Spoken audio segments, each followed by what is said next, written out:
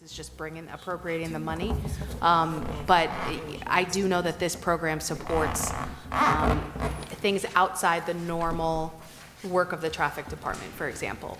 It's to enhance municipalities' ability to really, have tickets out there for, unsafe driving. Now, Council President, I want to take the opportunity now that she's talking about police and traffic.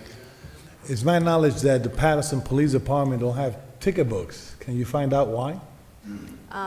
Last I heard, they do have ticket books, so I will ask on that issue, but we have been in conversation with the police department and the municipal court, and we haven't heard that, so, Well, last time I heard it was yesterday.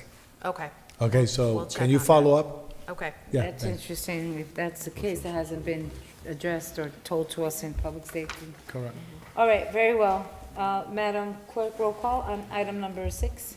Yes, Council President, roll call on item number 6, which is resolution authorizing special item of revenue and appropriation. It's New Jersey HTS Division 2021 Click It or Ticket Program, Finance Resolution 21:613. Councilman Abdelaziz? Yes.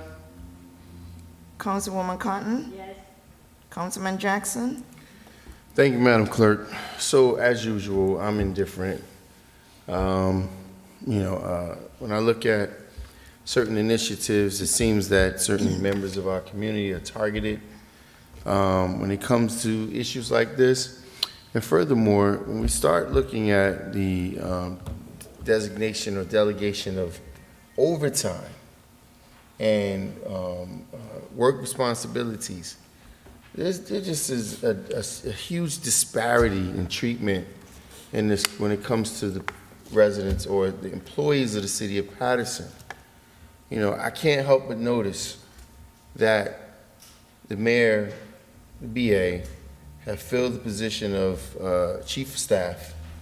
This individual has not come before the council one time before. When this position was created, that seat was filled daily. The next person who came here was paid substantially less. The job requirement, the job description, none of the items changed, but yet that person still sat here. Now we have the position filled with a significant pay increase. The person's never here. I mean, I think personally, I'm going to go ahead and say it. I know some people are afraid to say it, but this is a political hire, somebody who's working on the mayor's campaign.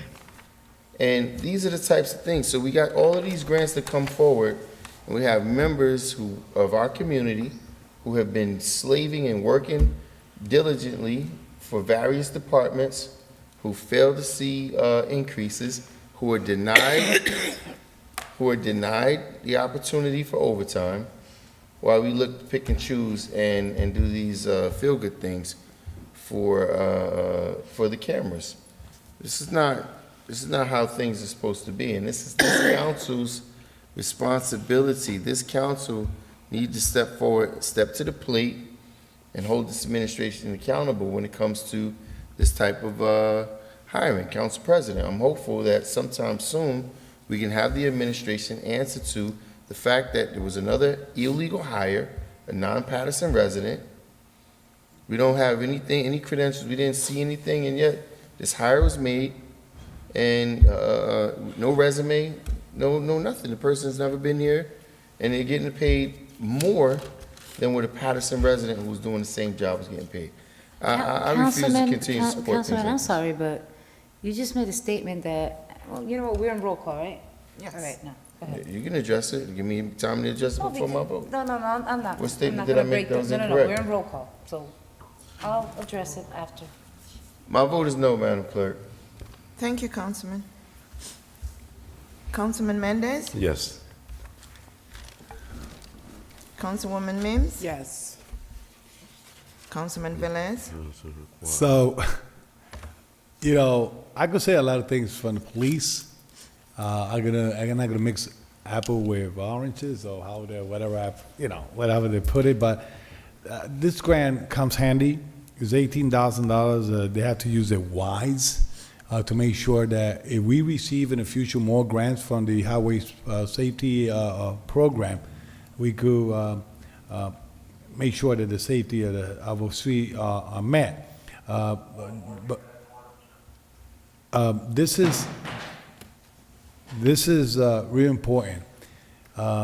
This is money that we get through a program. This is basically those individuals that get tickets, you know, some percent of that ticket goes to this program. So they give it to our municipalities. I wish we could get more based on the population that we have in our city. But saying that, if I'm gonna go about the leadership of the police, and I wish I could have all my colleagues to do the same thing at this point. And I did it in my home with my council president. And when I dial a number, Your call has been forwarded to an automated voice messaging. that's the phone of our chief of police department in our city. He got me blocked. Meanwhile, he don't have blocked other councilmen in the city of Paterson. But yes, he blocked me. That's how important our chief is doing the job in the city of Paterson. That's why the morale of the police is down. So saying that we are in the safety of our city and we get $18,000, I hope it goes towards the chief's salary. My vote is yes. Thank you, Councilman Velez. Madam President? And I challenge any council member to call him at this time and his phone is going to ring. Councilman, I have the floor. My vote is yes, Madam Clerk. Thank you, Council President.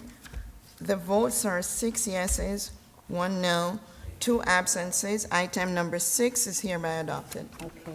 Just quickly, what I wanted to say to Councilman Jackson is, when you're referring to personnel, individuals, okay, we don't hire personnel is done through the administration. Resumes, applications are done through the personnel department. So when you made the statement of illegal hires and it hasn't come through us, it's confirmations that come before us, but not the actual hire. So I just wanted to put that on record because, you know, when you make those statements, you have a council of 9 members here. It's almost like we accept for the administration to, quote unquote, what you say is to do illegal hires. Madam President. So I don't want to be put in that position. Personnel matters go through HR. They go through a process, they go through an application, there are postings done, people apply for it, and the administration and the mayor has the right to choose who his chief of staff or his cabinet is. In terms That is of the not rest. correct. That is Point not of order, correct. we're on roll call, point of order. We're not in roll No, call. we're not in roll call. Completed We're on roll roll call. call, we're done? We completed roll call. So Mind your we business. already completed I roll can't call, keep that's up why. with all this. Council members, please. That's not correct. If you're gonna So, make a statement, make let us correct proceed statements. with this Continue with the We agenda. have 2 more items, and then we have to resume back to our workshop, which we have all the fire resolutions in place. Madam Clerk, item number 7. Yes, Council President. Item number 7 is resolution authorizing budget transfers for calendar year 2021. It's a finance resolution 21:614. Motion. So moved. Moved by Councilman Abdelaziz. Roll call, Do I have a second? roll call, Second by Councilwoman Mims. roll call. There are not any questions. Roll call, Madam Clerk. Roll call on item number 7. Councilman Abdelaziz? Yes. Councilwoman Cotton? Yes. Councilman Jackson?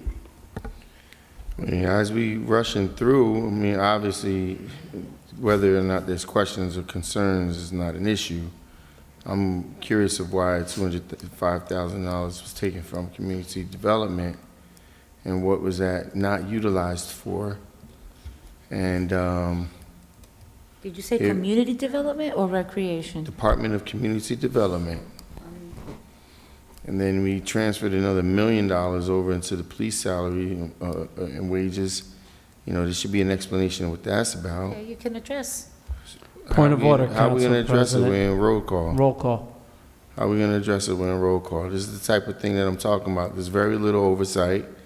And to the point that Council President just referenced, that is not the case. The mayor does not just get to decide whoever he wants to hire.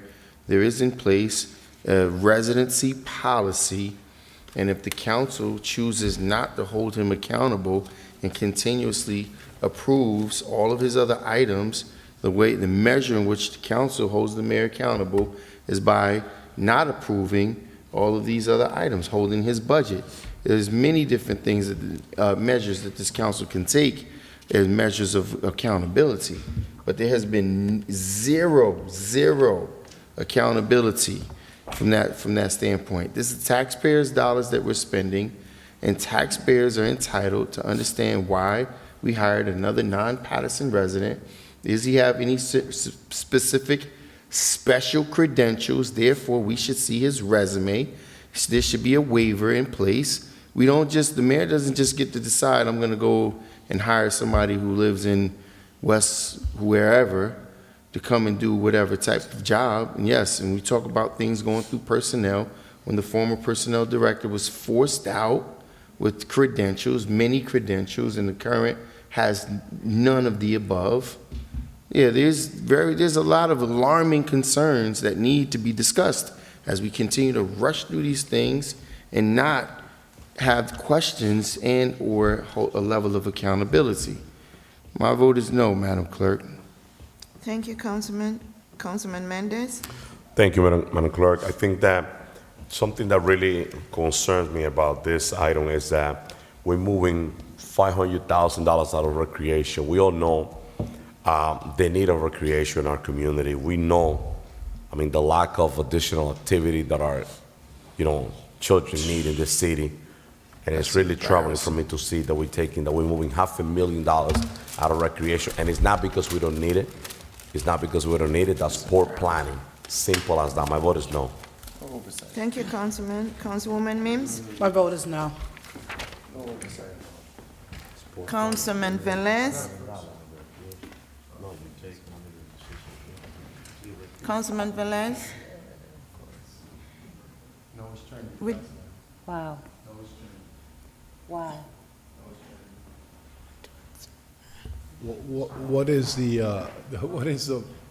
a vote for transfer? We of are in funds? roll call, but it is a shame. No, Council President, this is a good time. We have a quorum. Continue the roll call, please. We have Point of the order. quorum. It is a Yeah. shame. Come on. The grandstanding. It is sad to me that discussions are had in finance, and the reason why there's a $500,000 removal from recreation, there was a reason. They were told in the committee, and yet they come here and make a statement of that nature to make it seem that it was the administration? That's wrong. That is wrong. And I want you to put on record the reason why there's a $500,000 transition. I know we're in roll call, but you know what? But it's a shame. My vote is It's a shame because it makes it seem, because you know what? There's quite a few of us that are champions for recreation. The reason why those $500 are being appropriated elsewhere is because they were not used. They were not used. They weren't taken away. They were not used. We're in the middle of roll call. Yeah, Council President, point of order. I know you're doing your homework, I'm sorry. and yeah, I get your Councilman Velez, frustration. my apologies. The floor is yours. Sorry, yeah, I get your frustration. This is so wrong. Well, can I have Call the out the count on the person. vote? Call the personnel. Who's in finance? I called your name. What is the count? Well, it's 2 yeses, 3 noes, 2 absent. I'm not on finance to the viewing public. 2 yeses, 3, what is? 2 yeses, 3 noes. It failed, Council President. You need 6 votes, so you need 2/3. We need 5. My question is that we are in calendar year, right, correct? Council President? We in calendar year, right? We're not fiscal, we in calendar year. We need to transfer everything before the end of December.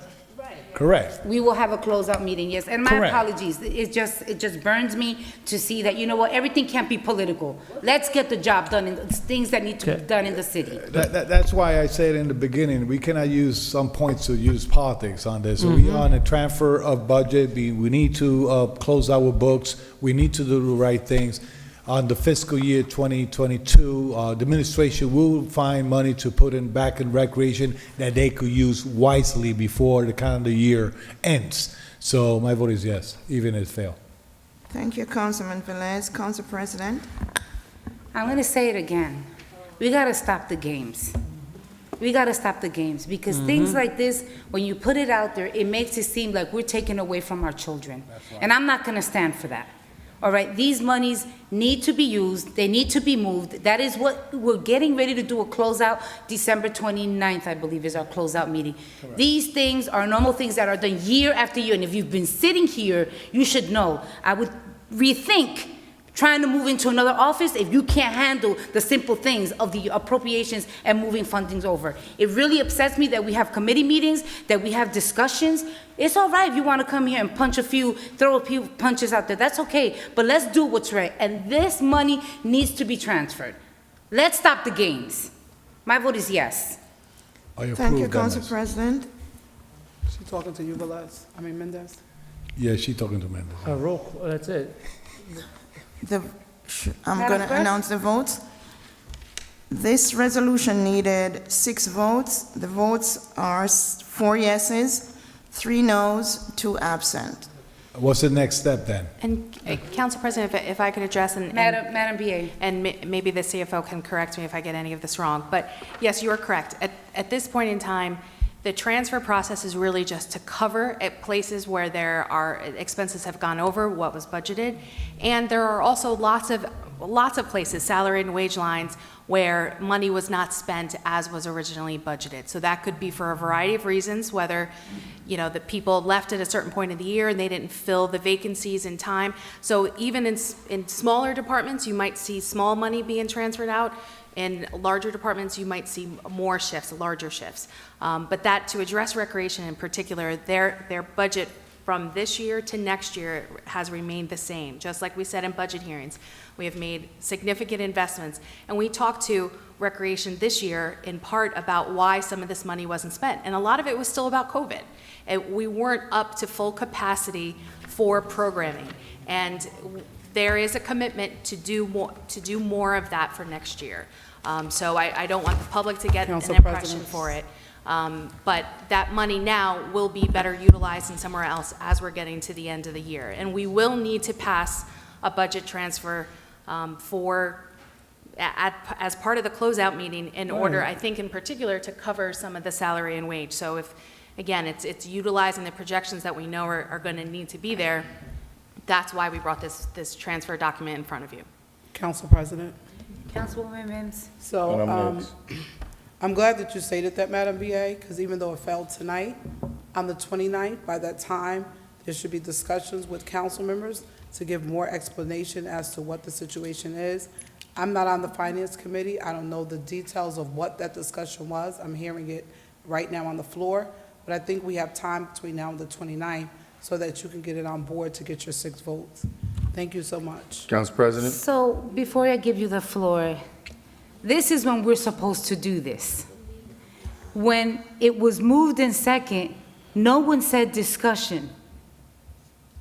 That's what the process is. You move it, you second. If there's questions, you ask it on the floor. Discussion. You don't go to roll call, then you start, and then you just vote no, because now you've extended it. So if I'm not correct, I heard some of this transfers have to be done so payments can't be done.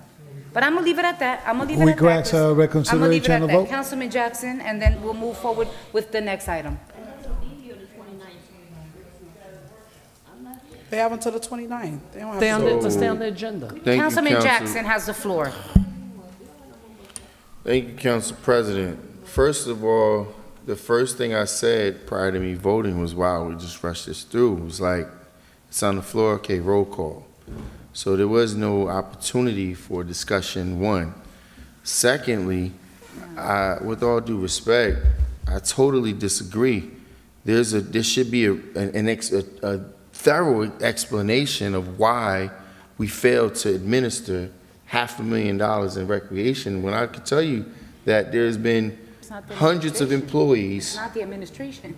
hundreds of employees that's been denied, refused to actually work, never mind overtime, when other departments are being granted overtime and they're working from home. So when you look at these, the disparaging, reflection of how our community is neglected, when the mayor's gonna run up on 12th and 22nd with a bulletproof vest on and a badge, and yet, what in this 3 years, don't give me the excuse of COVID. Somebody tell me what kind of implementation of any kind of programming that has taken place for our youth in this city. I got a team right now in Florida, that could have used, they out here begging for money on corners, tagging. They could have used this money to take them kids to Disney World. Anything, we could have done all kinds of creative things. Just reach out and see where our youth is in need. The people who lost their lives and families who lost their lives aren't the only ones suffering through COVID. While our children are going through subpar conditions, forget schools, with almost a $750 million budget. Here we are, $500,000. Our budget is like $2.1 million. This is almost a third of the budget, at least a quarter of the budget that we failed to administer. And 30 to 40,000 kids in this community, and then we're going to make excuses. Oh, they just didn't spend it. Well, why not? Why not? It's their job to make sure that the community, that the kids in our community, while I'm putting my thumb in bullet wounds on the corner of North 4th and Clinton when people are getting shot, and it's reflective primarily in the African American community. That's why a lot of other people on this dais could go on a text and start laughing about situations like that when we're getting notified on drive-by shootings. Who's taking place in all those shootings? Youth. So what have we done? The model's been set. We could just watch Ras Baraka as he's making a fool of our community and doing all kinds of creative things over there so they don't have these types of situations. They have 3 times the amount of people there, and yet less. We're still leading the country in violent crimes and shootings and murders. And who's doing that? It's not the seniors that's doing it, but you know what? That could have been something else that we could have implemented, because the senior program runs through recreation. And what did? We neglected to delegate $500,000, $255,000 from Division of Community Development. Why? There's no explanation. Maybe it was explained in finance, which, you know, the finance chair who jellies off out of here quickly, you know, because Give me the floor. exactly. I feel I don't even want to go to those meetings because all these deals is being made for people to get salary increases and things of that nature, while there's no accountability to this Councilman administration Jackson? Okay. yet again. Thank you very much. No, you made it a point to interrupt during the voting session to hammer the point home. I like to do the same. I like to have the same opportunity. That's why I gave you the floor. I appreciate it. Thank you, That's why I Council gave you the President. floor. Madam Clerk, the last item on this agenda is item number 8. So, item number 8 is a resolution authorizing participation in the 2021 Office of Community-Oriented Policing Services, COPS, Hiring and Recovering Grant Program, CHRP. It's a police resolution number 21:615. So move. Second. Moved by Councilman Velez and second by Councilman Abdelaziz. Does anyone have a discussion? Yes. Councilman Jackson, Can we get an Councilman explanation of what this, what's the intent of this, another grant to put more money in certain people's pockets? Council President? Madam If I can VA. speak. Yes, this is the COPS grant, which is a regular grant that the city of Paterson has applied for and received. This year, we applied, what you have in front of you is the acceptance of the grant, and it's $3.8 million to hire 20 cops. And these individuals will be joining the January Academy. So it is, I think it's something that we can all agree on is something that will be moving Paterson forward. Council President. Thank you very much, Madam VA. Councilman Velez. Madam EA, I believe this is the one that our Congressman Bill Pasquale brought in. Yes. Yes, it is a federal grant. So let's keep the record clear that this is the champion of the Congressman Bill Pasquale lobbying for recovery grant program and designated a fund to the city of Paterson. We didn't apply for that grant. No, we did apply for the grant. We apply every time it's released. So 2 years ago, we applied and we received 10 cops. This year, we applied and received 20 cops. The congressman absolutely supports our application, and advocates for us with the Department of All right, Justice. so it's good at that. Now, this is to hire 20 more officers, I believe it is? Correct. And, And the grant, it pays for the officers for 3 years, and then the city of Paterson is obligated to retain them for at least 1 more year. One more year after the 3? Correct. So hopefully, if I come on board, I will probably work into keep this officer 5 years, 10 years, or whatever, right? I think it's everyone's intention that it That- lives thank you beyond. Thank you for that. Thank you. But I just want to make sure that we have the experience that when we use cop grants, that we are making a big noise, that we hiring cops. 3 years from now, we have to lay off 125 more. And we don't want to do that. We want to make sure if we are hiring cops with grants, that we budget it right for when those 3 years ends, we could stay with those cops and keep on bringing more cops into our city to make sure that public safety of our city is well met. Now, can you tell me how many officers so far, ma'am, have put the letter of retirement? I don't, I could look up, you mean for 2022? Yes. I could rough check in number. I could check, I actually don't know right now. I could look up in a report from the department. All right. Thank you, Council President. Okay, thank you very much. Roll call, Madam Clerk. Roll call on item number 8 for approval. Councilman Abdelaziz. Residents of the city of Paterson, $3.7 million is going to pay for 20 officers that does not come from the local tax levy. I hear you loud and clear in the 6th Ward. We need more cops. Some of my council colleagues want to hire special officers from the tax budget, from our budget. This is $3.7 million not coming from the budget. Fiscally, I look at this stuff. The councilman's right. In 3 years, we have to look. Maybe we can't hire another class when the retirees come in if our budget doesn't get it. But I don't care who applied. I don't care who got it. As long as those cops are on the street right now, right? So I'm not here for the show and cut the ribbon. No. Good job getting the money in. Thank you, whoever did in Washington, Congressman Pasquale, thank you. Mayor, thank you. Council, we have to approve it. So guess what? Thank you too if you support this.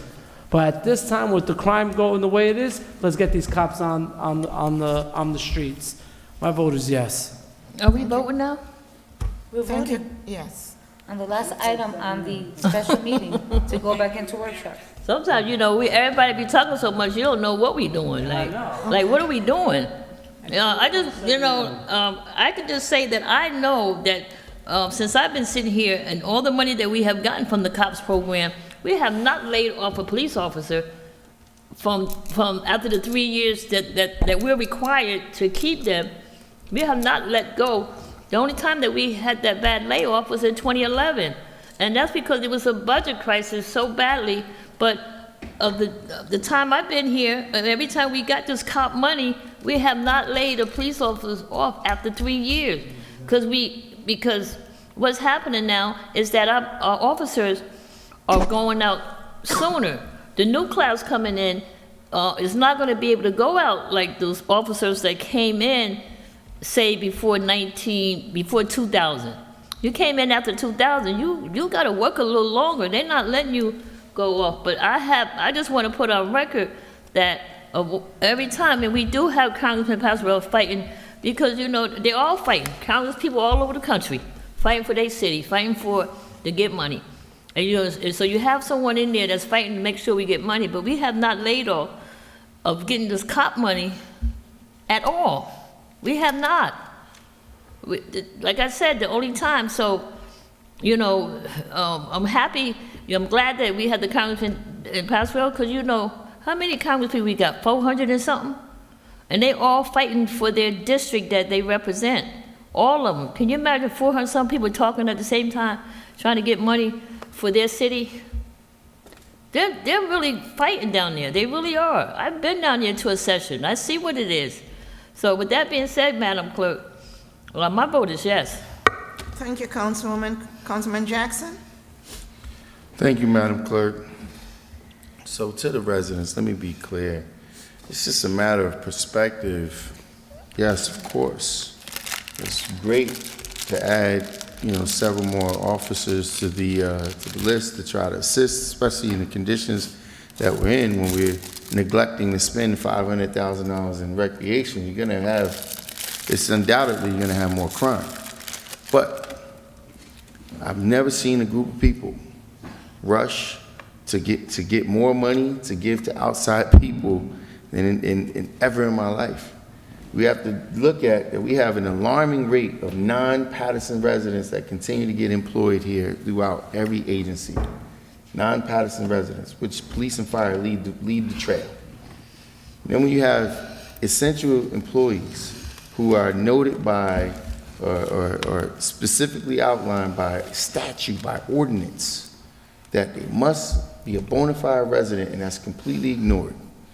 This is the type of thing, and once you see me here laboring, fighting, it's not about fighting against more officers. Obviously, we need more officers. The crime rate in the city is at an alarming rate, because the odds of an officer living on your block, that when there's crime taking place in front of your house, is slim to none, because we're recruiting. And case in point, I sat here and labored, broke my behind. I had to fight for Paterson people to be promoted on this police list. When there was 6, 7, 8, 9, 10, 11, 12 people, there's still people on that list now that are dying on the list. And it's a scam of the departments to make sure that these residents of the city continue to die on these lists. But yet we want to sit here and grandstand and make it seem as if, oh, some of us just don't know what we're doing. No, some of us know exactly what we're doing. Some of us are paying very close attention as we continue to get $3.8 million here, $4 million here, and where's that money going? Directly out of the city. So I'm gonna support this. Obviously, it's a great thing, but where is the accountability from this council to make sure this administration, or any administration for that matter, is doing what they're supposed to be doing and doing right by the public? Madam Clerk, it's a tough job. Somebody has to do it. My vote is yes. Well, thank you, Councilman. Councilman Mendez? Thank you, Madam Clerk. Let me use my 2 minutes of my time to speak about, definitely I agree with number 8, but to talk about number 7, since I didn't have the opportunity to get the floor on the last one about the budget transfer. Councilman, you cannot, Councilman, we are I just got 2 minutes. I have 2 minutes. Well, I have to. Councilman, we are on a roll call on an item. Okay, and let me you make my cannot comment. Speak about another item. I'll make my comment. I will vote. Okay, This is what I have to say. What I have to say. Councilman, You did not give me the. have you read Robert's Rules of Order? Yes, the whole book. It seems as though to me you have not. The whole it book. also seems to But me let- that you let don't me- know how to respect. But let me just say to the okay, public, and I'm let me gonna just say this to the community. public. This Listen, is who what we're doesn't know looking how at to right now, respect and is it's very you, unfortunate. that you We are telling in me the that you process calling right me. now. We are in the No, no, process. no. We are Okay, in roll so call. you're not gonna to let me speak vote? about another item that was already voted on. Okay, so I'm gonna use my 2 minutes. Can you Council stop President, interrupting you me? will speak to the item that we are voting on. Councilman So Mendez. Patterson, this is what I'm gonna We will stick to do. the item that we are voting Let me on. vote on item number 8. It's shameful that I didn't have the opportunity to express myself in the beginning, and I've been accused by Council President to playing game on this simple. Let me tell you something, Patterson.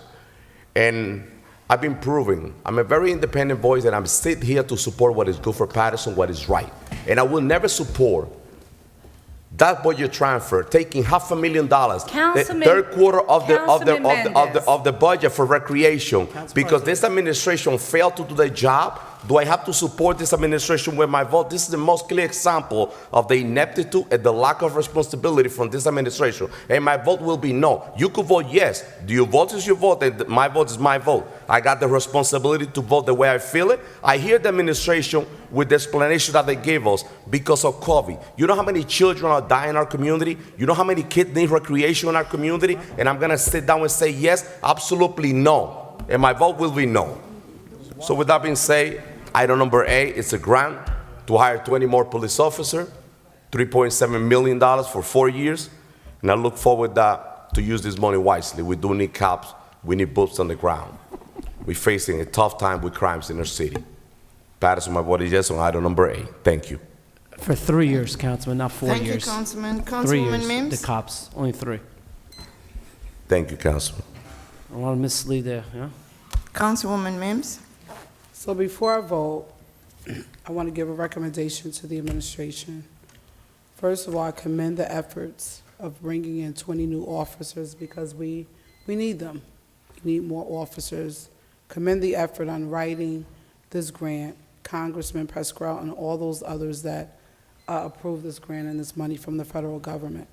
My recommendation is that we do some forecasting for what happens after the 3-year to make sure that we do forecast financial planning or oversight or put it as a part of our fiscal plan within the next 5 years to make sure that we have money allocated to cover the salaries and all the amenities for these, Madam BA, for these officers and any others futuristically that we may have. So I think it's a great idea. We've been talking about it. It doesn't come out of the taxpayers' dollars for the first 3 years. It's something we need, and let's pray that we can continue to protect and serve and keep our city safe. My vote is yes. Thank you, Councilwoman. Councilman Velez. This is the part that I always say that as legislator body, we need to make sure that we put the tools in place for any administration to move forward to implement what we put in place gets done. In front of us, we have a resolution to set a grant of $3.7 million to make sure that we use it wisely, and that wisely is to hire more cops. That's our job as a legislator. City of Paterson, and I agree with Council President, some people want to move to higher office. This is what you get if you move them to higher office.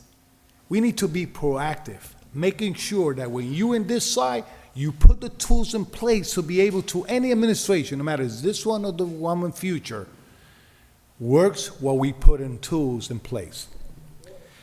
When we was in Atlantic City, Council President, Council Ruby Cotton, and all the individuals that was in at the cannabis forum, thanks God I knew how to bat.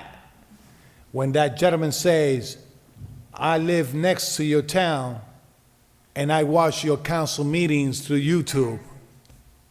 You remember that, Council President? It was embarrassing. That was embarrassing. When that gentleman say, you guys know how to get along. And I just say, blame the Council President. But let me tell you something. It's embarrassing that in Atlantic City they had to point it out that they was watching us on YouTube. And let me tell you something. Thanks God I know how to bat. You know, I take it as a happy camper. But we need to talk a little bit more with Adel Aziz when that happens. But I just want to say, listen, this is a blessing. We're getting more cops. Any administration moving forward, hopefully a wise one comes in and make sure that we retains any officer. And Councilwoman Ruby Cotton, we don't need to lay off cops. This administration have not laid off cops. They living by themselves. You know why?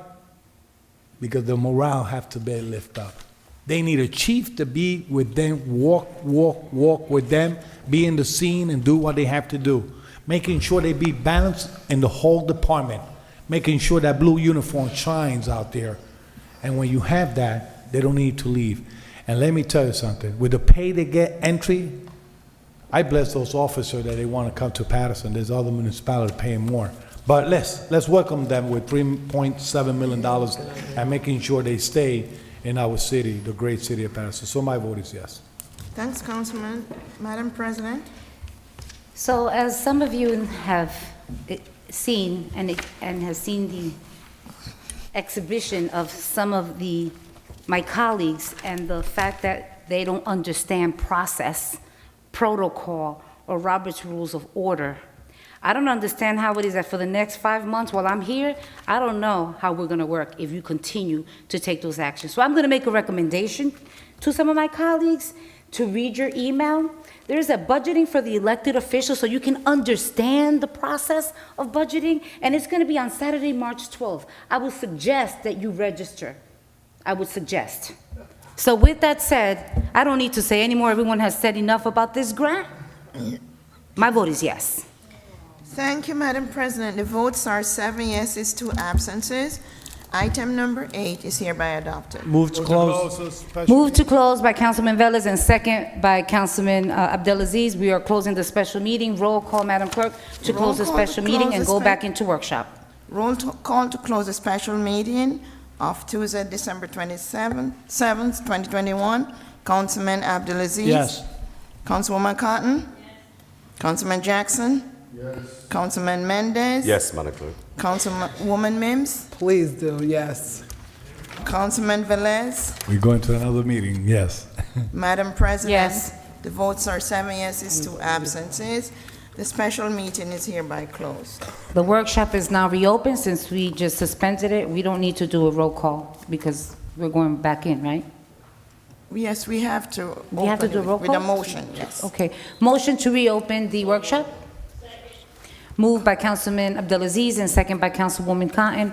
Roll call. Roll call Madam to Clerk. reopen the workshop session of December 7th. Councilman Abdelaziz? Yes. Councilwoman Cotton? Councilman Jackson? Yes. Councilman Mendez? Yes, Madam Clerk. Councilwoman Mims? Yes. Madam President, Yes. the votes are 7 yeses, 6 yeses, 3 absences. The workshop session is reopened. Very good. Okay, so we have left council members, if I'm not mistaken, this council, number 59 was removed by the administration. We have items 53, 54, 55, 56, 57, and 58 under fire. Chief? Okay, Madam Clerk, 53, to my colleagues. This is to award a contract to V.E. Ralph & Son under the Educational Services Commission of New Jersey Co-op. Director, if you just want to, Chief, if you just want to explain, it's a purchase of the medical supplies for the fire department. Does anyone have any questions on this? Does anyone have any questions on item number 53? Consent. 53. 53. It's medical supplies. Consent. Go ahead. It's medical supplies to stock the ambulances. Consent. Yep. Anyone has any problems with it going on consent? Madam Clerk, 53 will go on consent. Thank you. 54, resolution authorizing shared services agreement with the Borough of Elmwood Park for the provision of emergency medical services to Elmwood Park residents and visitors. Question? Yeah, let him. Discussion. Chief. One second. Oh, One okay, I'm second, sorry. one Go ahead, second. Chief. No questions right now. I want the chief Yes, to give right. us a synopsis. Explain to us what item 54 is. So this is an expansion of services in the form of shared services of EMS, emergency medical services delivery to the Borough of Elmwood Park. In doing so, Elmwood Park will pay us the sum of $100,000 per year, payable in installments throughout the year. We will use their ambulance from their building. We will register the ambulance under the Office of Emergency Medical Services ourselves, so it's operated under Paterson Fire Department, and we'll use our staff. With that, we'll expand our staff by the amount of $200,000 in cost. With the $100,000 that we'll be getting from Elmwood Park, plus the billing that we'll be doing, that is in roughly around $350,000. We'll have the total of $450,000, which means $200,000 to $250,000 in new revenue for the city. In doing that, we'll provide the services with an ambulance in their borough using their ambulances, not ours. So there's a 90-day escape clause if needed. Right now, they were operated first by a volunteer organization.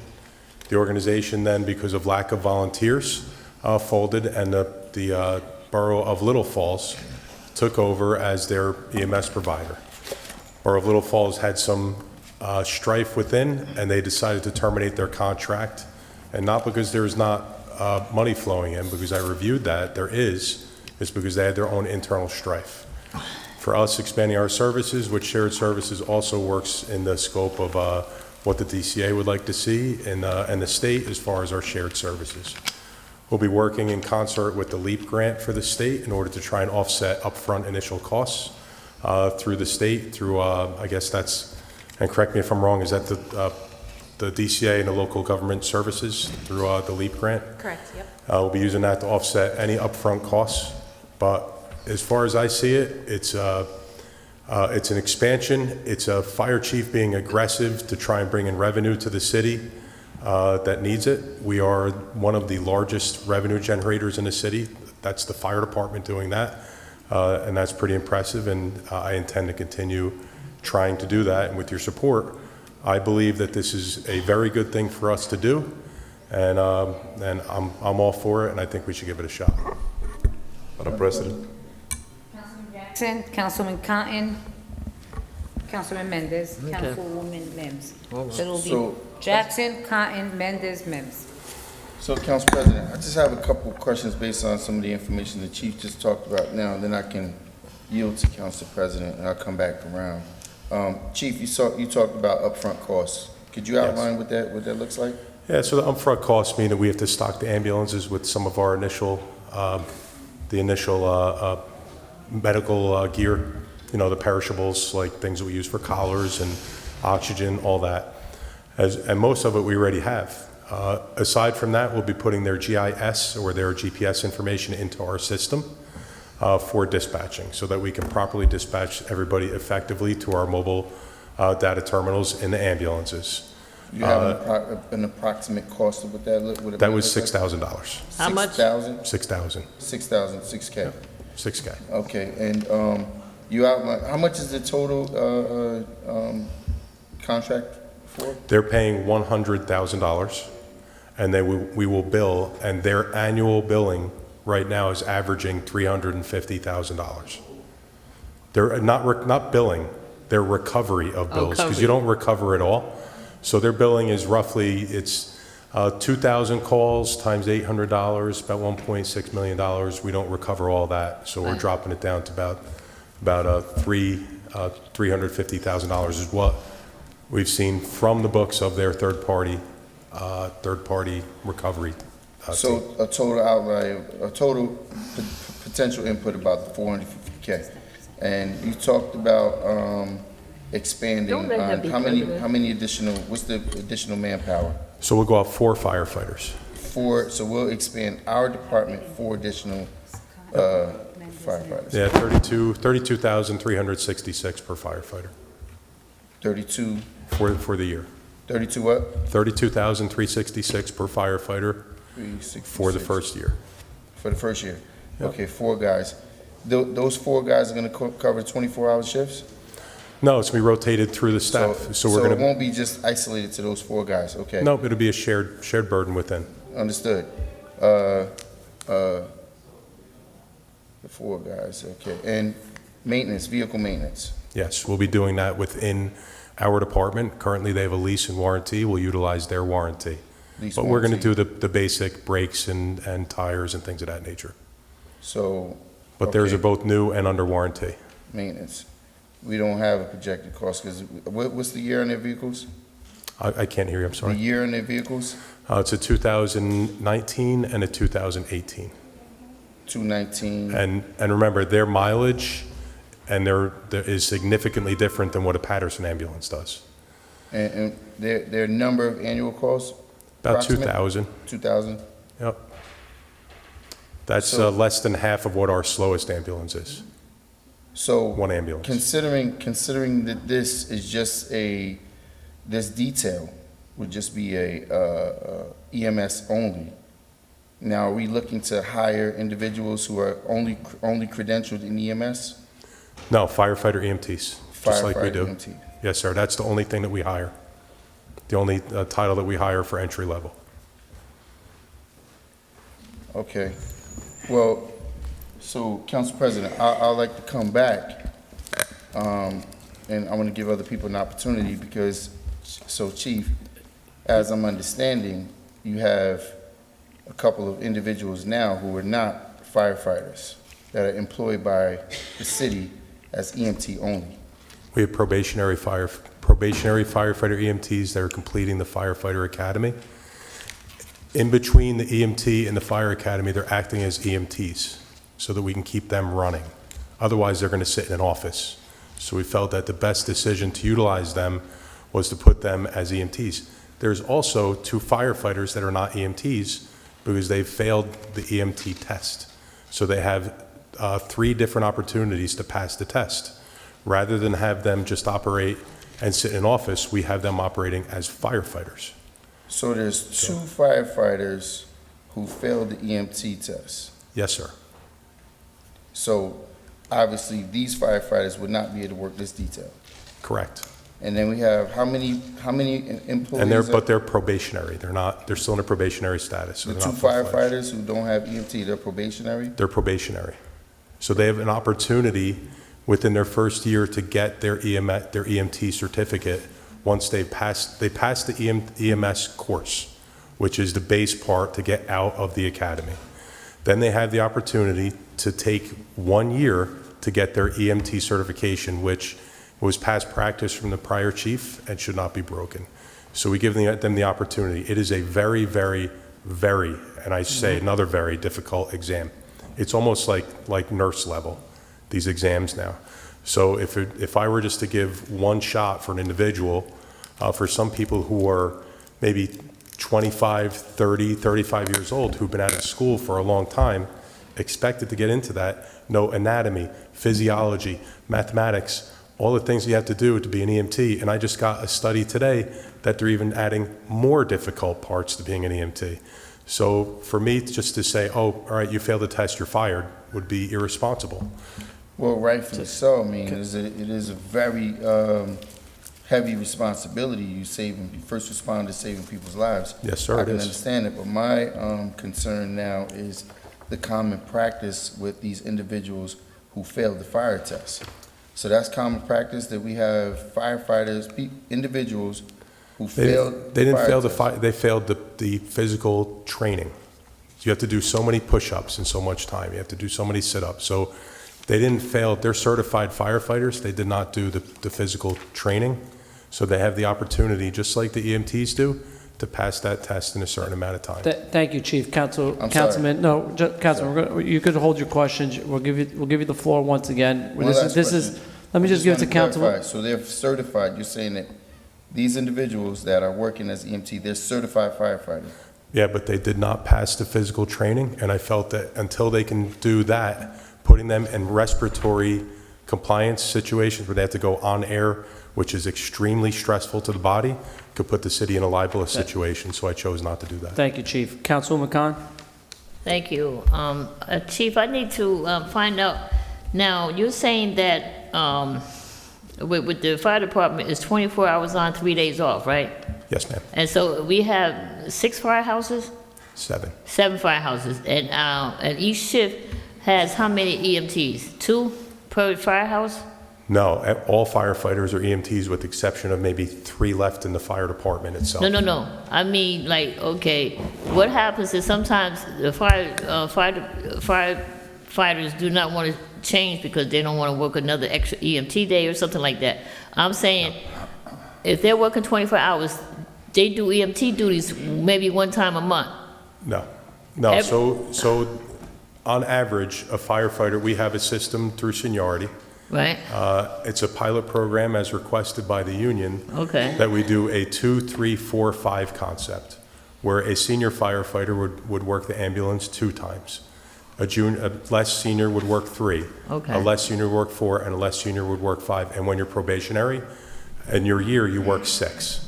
And that's just to give them, because the instance of burnout for EMTs could become pretty high, especially during going through COVID. They just Right. got, for lack of a better word, they just got their butts kicked. Okay. So to give them that kind of a little bit of a reduction in stress with that, that's the way that we do it, and it's working out great.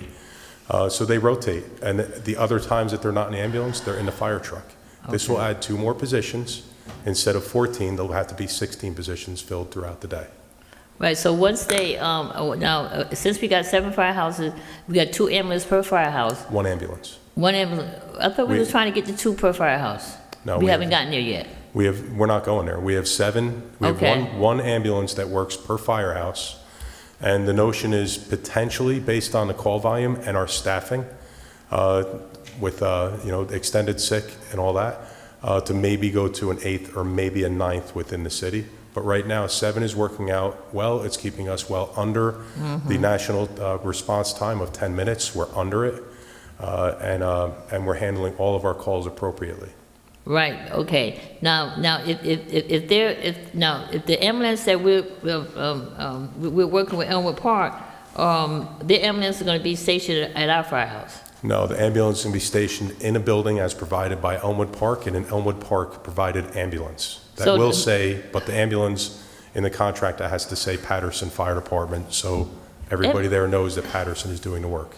But if somebody need an ambulance in Elmwood Park, how are you gonna get up to Elmwood Park? You gotta go get the ambulance and then go to the house? No, the firefighters are going to be stationed there.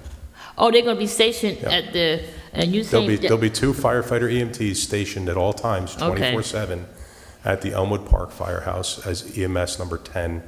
and how many, It's how the many? 8th ambulance, but we're How calling many it number calls, 10. did they average? You had said it before. 2,000. 2,000 calls per year? Yep, which is less than half of our slowest ambulance, which does about, our slowest ambulance does around 5,000 calls. I remember you saying one time, Chief, that we had the highest call, well, we were one of the top highest in the country. Number 3, Oh, number 3 now. we're the But- third busiest ambulance, individual ambulance in the entire country. Right. And if I were to take the numbers of our second and third, we would probably be the third, fourth, and sixth. Okay. I think the next question is too, Chief, that, I mean, I got a few phone calls about this, the chair service agreement, is that the people, and I can see it now, because we're kind of making 450,000. That's our potential. It could be more than that. No, about 200 to 250,000 is what we would take net after we, all of our No, I'm not talking about expenses. that part. I'm talking about the 100,000 they're gonna pay us, plus the 250? Plus the 350 that we'll bill will be 450. Right. Minus our costs would be roughly 200 to 250,000. Okay, your course, okay, all right.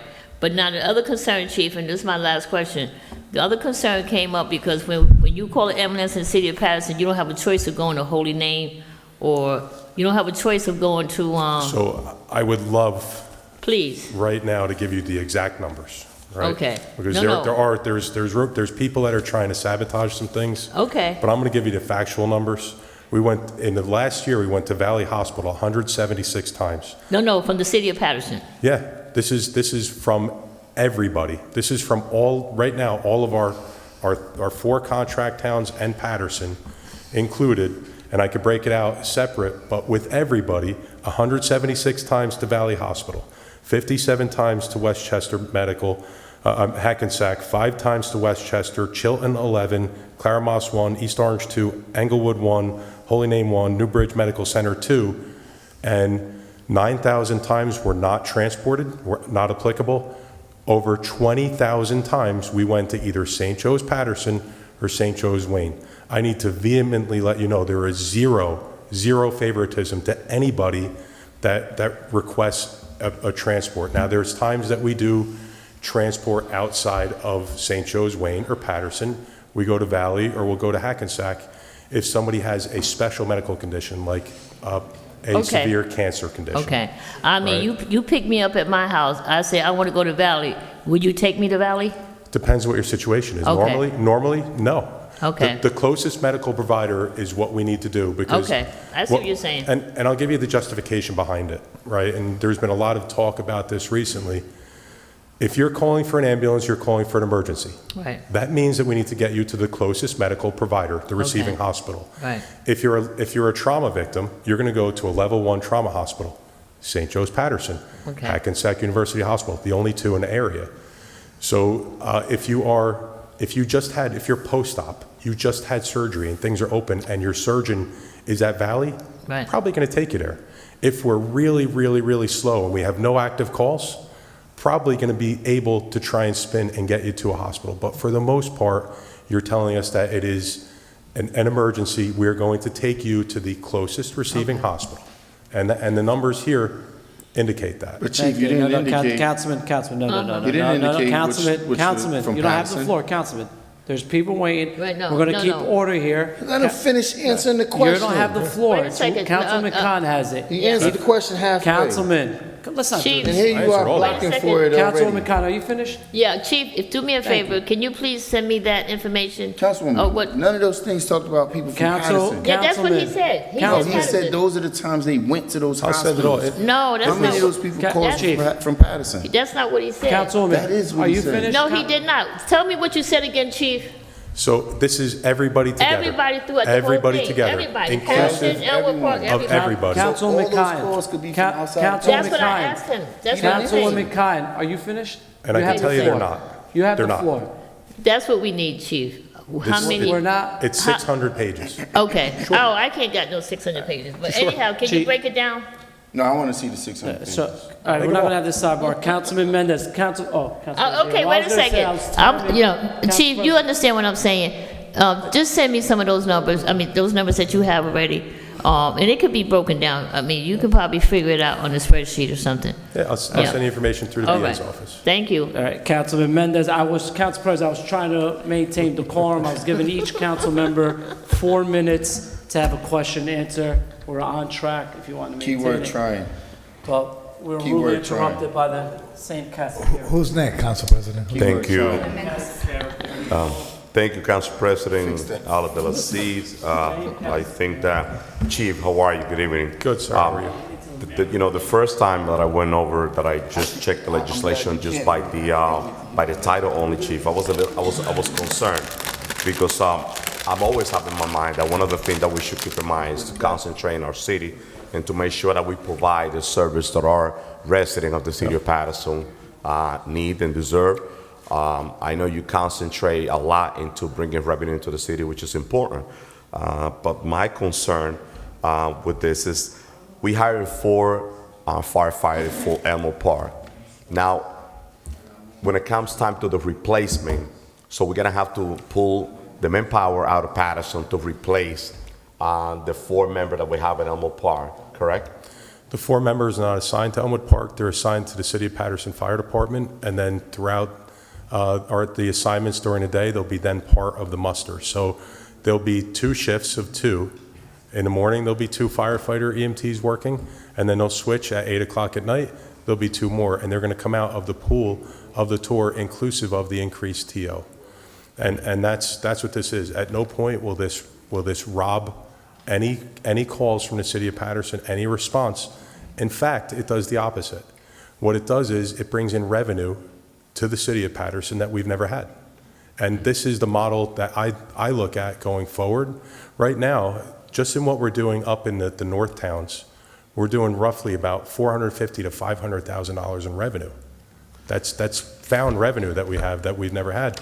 That's coming in from that. And that's adding to, like I said, about the $6 million that the fire department is injecting back into the city through being aggressive, we're not sitting still. In the fire department, there's a saying, if you're not moving, you're losing. And if we're not pushing that hose line into a fire, that fire is going to overrun us.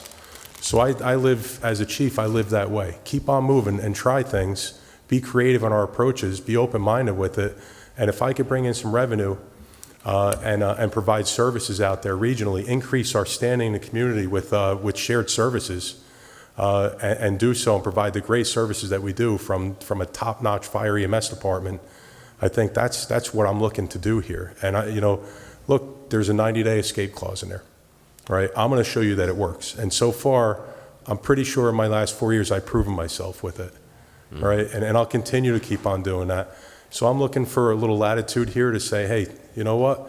Chief's been doing right by us so far. Let's see what we can do and push it forward. And that's what I'm looking to do. And we know, Chief, that you've been doing an outstanding job, and I've been repeating that very often. Yes, you've every been great. time I appreciate we have it. the opportunity to have you here. But let me ask you a question, Chief. So the total amount, the annual revenue that we're getting from this contract is $250,000 a year, correct? Net. That would be after expenses. That would be everything. So we're looking at $100,000 from Elmwood Park, $350,000 from billing, total of $450,000, roughly $200,000 in manpower and expenses. That puts our net at $250,000. I'm just going to be cautious and just say 200, but I know I'm going to beat that. Correct. And when it comes to workers' compensation and so on and so forth, and all the additional, that will be under our umbrella? Yeah, and that's about 40% of the cost, which is why it pushes it up into that 200,000 range. Okay, so I have something, you know, and I understand, you know, and I'm hearing, you know, sometimes it's not always all about revenue, right? Agreed. I also want to understand and hope that, you know, when hiring these 4 individuals, right, that they go through the same process as, you know, we do with everyone in the city of Paterson. We And would that- and never, that this is ever, not- ever stray from that. And that this is not, okay, because I wish that I would have some of your men and women here. I would like to hear what they have to say as well. Understanding, you know, unions and there's certain things, you know, I understand that right now there's a process and there's, you know, there's some negotiations going on. I don't know if this is part of, you know, adding more work to them, you know, is there compensation? I don't know Right, that. and These are but some that's of the why we're things. increasing their staff to do this. And, you know, look, I can tell you this, if we miss this, it's gone. Hackensack Hospital or somebody else will get it. It will not come back. You know, I can't let, you know, I'm not part of the negotiations, right? I'm on the administrative part at best. I'm part of looking at the department, its future, and its present, right? Right now, I'm looking at this as a great for the present and fantastic for the future because I don't think it ends there. Because I know that the service that we provide is so good that we're going to have others around that are going to need it because there is a massive EMT shortage, right? There's not a firefighter EMT shortage because it's a better paying job. It's more stable. It's a 25-year career. But there's EMTs out there are dwindling and dwindling, COVID, all that. So I do know this. If we don't do this now, a hospital will jump on it, a private ambulance will jump on it, and that thwarts the entire future of our attempt at potential regionalization for the benefit of the citizens of Paterson without reducing response to the citizens of Paterson. That's the really important. The response does not get reduced at all. Okay, Councilwoman Mims. So Chief, I mean, there's been a lot of discussion, but I'm all for needs-based assessment. So we're in a really critical time of the year, and I don't have the data that you have presented before the council, but I would love to see the data when it comes to this season of the year for EMTs as it relates to fires and all type of illnesses. You know, I'm one vote, but I'm just saying maybe this is a discussion that should have been more robust and maybe based on the peak season of usage of the EMTs. I'm not sure what that looks like, if it's more in the wintertime, if it's more in the summertime. We don't have that data before us. We don't have any information, and that's critical for us to have information before us, before we say, because you're saying that these will be new hires outside of the regular fire force, correct? In addition to the current force that we have, yes. And once again, the peak season within the city of Paterson actually has no bearing on how this operates because it's a separate and distinct ambulance in their jurisdiction, paid fully by their revenue coming in. Yeah, but Chief, I mean, I hear you, but I disagree to one extent, right? Yeah. Revenue is nothing compared to the cost of someone's life. So my first concern is to make sure that we have EMTs readily available if something is happening in Paterson. Some of the concerns we have are response time, and it may not be EMTs, it could be on the police side or wherever, but we have to make sure that if we're doing due diligence, our first priority should be Paterson. I know we want to be good neighbors to other towns, but to me, we have to do an overall assessment of what the needs are for Paterson first, then we extend ourselves out. So I don't know if you have fully done an assessment of that yet, or is this just something? Once again, I would like to think that I proved myself to be a very pragmatic person, somebody who does his due diligence, somebody who studies, somebody who knows numbers, looks at stats. That's what I do. You know, my deputy chiefs run the fires. Well, Chief, let me say this. I'm not questioning your performance and how great of a job you're doing. That's not what I'm questioning. And I did my work. Well, we don't have it. So if you have done it, we don't have any data. I'm requesting some data. So if you have done it, please present it to us because we have nothing. We have an item on the agenda that is stating that Elmwood Park needs assistance, right? So Yep, Councilwoman, And so I'm just making a request. Yep. I'm not making any point, we're not voting tonight.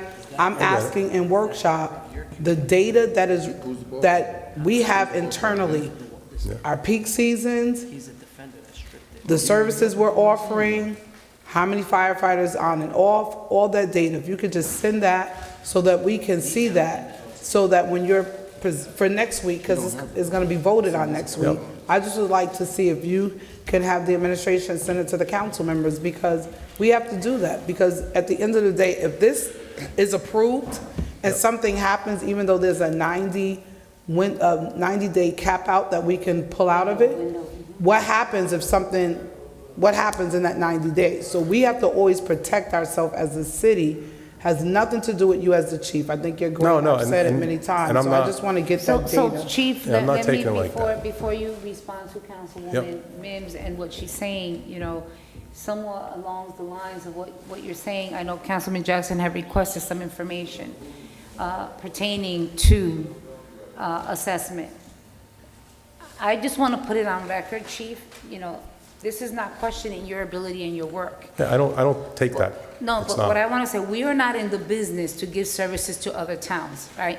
We have a Paterson Fire Police Department, right? So we have, right now, we're talking about fire Yep. services. Before you, there was a chief that decided with another administration that it was best to combine the ambulance services with our fire department. Understanding that there's a certain, I believe, you stated it in finance in terms of, Retention, I know there was challenges with retention for EMS. no, For the- I understand that, Oh, but you yeah. also, you stated, you know, that we have a responsibility, a certain responsibility, right? But in terms of Patterson Mutual is aid, first. yeah. I want to make sure is. that Patterson is taken care of, and that when you say, oh, no, this is not going to affect Patterson because Elmwood Park is going to be providing the building, is going to be providing the ambulance, right? And that we're going to be able to add on to our TO, right? And that that's going to be taken care of through shifts and all. I want to make sure that Patterson is being taken care. Right.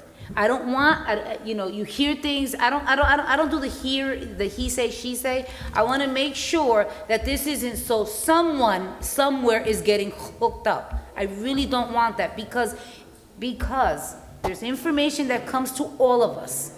I'm sure everyone here gets phone calls from different entities, right? In terms, because we're not in that department. We're not in that department. We're not part of the union. We don't know what the men and women, you know, and what discussions are being had. And I'm going to bring it back again to the piece of negotiation. So we're quick and we're ready to settle and do an agreement with Elmwood Park. I want to know where are we with our negotiations in the city of Paterson with our departments and our unions. Council So- President, So I just wanted to state that. I know that Councilman Velez has asked for the floor. It'll be Councilman Abdulaziz, then Jackson. If I may just Go add ahead. one thing. We are in the business of giving services to other towns very consistently. We do so with our animal control. We do so with the health department. We do so, I think, Ryan White. We do all sorts of things that are. I was that- talking about fire. No, but then I I was saying come. Patterson first, because I I understand know. all the other entities. But this is why we have some of the issues that we Yeah. have. Because we're providing services, we're having all those entities come in here and look at what you see. Zombies walking around the street, Broadway, and- Market Street, and other areas. And that may be, and I look at it like, you know, providing these services, and my confusion is the information that I used to calculate this was first looking at our staffing to see where we're at, right? So I can provide you the staffing. The second part of the calculations that I used for this was the revenue that can be brought in, right? Based on that staffing and how many people I would need. You know, actually the amount of service and how many runs that we do within the city had probably the least bearing that we have on this, because it's going to be in addition to and not detracting from what we currently have.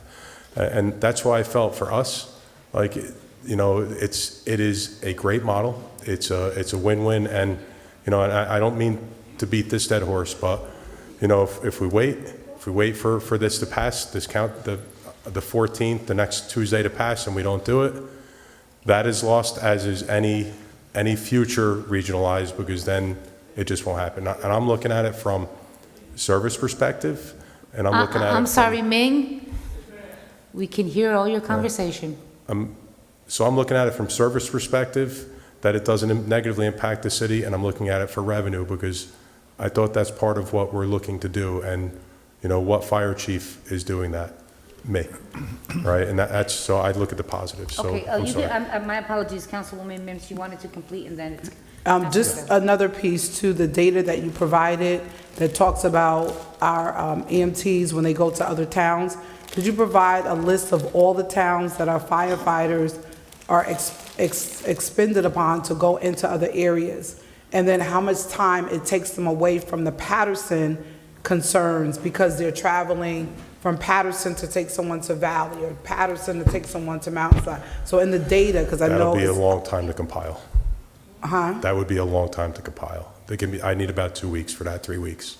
Because that's tons and tons of calls, and we don't keep that part. Let me look in and see if I'll get the math done on it if I can, as quick as I possibly can. Well, the I know reason- exactly what you're saying too, I'm sorry. And the reason why I'm asking, not just for this particular item, just in general, because when you're saying we need more firefighters, right? This is the way that you justify the need, because you can say, based on the data that we have X amount of firefighters, they're expended to be in this place, that place, that we're serving all these towns, right? So we need to see how many, what towns they're serving. Then in addition to that, they may get called upon to take someone to Valley Hospital, this hospital, but how much time is taken away if that EMT has to travel? So that may be a 45-minute travel, and we have one ambulance per firehouse. Yep. So we need to have, and that would be good for you to have as well, but it would be good for us to see it, because then we can support or help fight, but we can't advocate if we don't have data. And that would be a great discussion when we renegotiate with Prospect Park, Haledon, North Haledon, William Paterson. It wouldn't have as much of an impact on what we'd be doing with Elmwood Park, because it's a complete different model. We handle those other towns up north with what we currently have within the city.